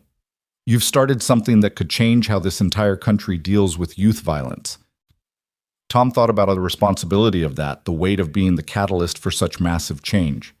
Then he thought about Emma, about the world he wanted to leave for her, about Sarah's belief that one person standing up could inspire others to stand too. Then we better make sure we do it right, he said finally. Every kid deserves what these kids got a chance to choose better, to become more than their worst moments. As they locked up the center, Tom noticed a figure waiting by his car. It was Rico, the first gang member who'd attended class during that confrontation weeks ago. But he wasn't alone. He had a young boy with him, maybe 10 years old. Mr. Harris, Rico said nervously. This is my little brother Manuel. I was hoping, could he join the kids program? Tom looked at the boy, saw the same fear and anger he'd seen in so many others, but also the spark of hope that brought them to the center's doors. Classes start at 4 on Monday. Tom said with a smile. Emma helps teach the beginners. You'll like her. As Rico and Manuel walked away, the older brother's hand protective on the younger shoulder, Tom realized this was how real change happened. Not in grand gestures or viral moments, but in the quiet decisions of individuals choosing better for themselves and those they loved. He drove home with Emma asleep in the back seat, her small hand clutching the new sketch she'd drawn, their center surrounded by figures holding hands, forming an unbreakable chain of community. At the bottom, in her careful handwriting, Daddy's Army of Love, just like Mommy dreamed. The single dad boxer who'd stood up to a bully had become something he never expected: a general in an army of transformation leading not through force, but through the revolutionary idea that everyone deserved a second chance, that strength meant lifting others up, that the hardest fights were the ones you chose not to have.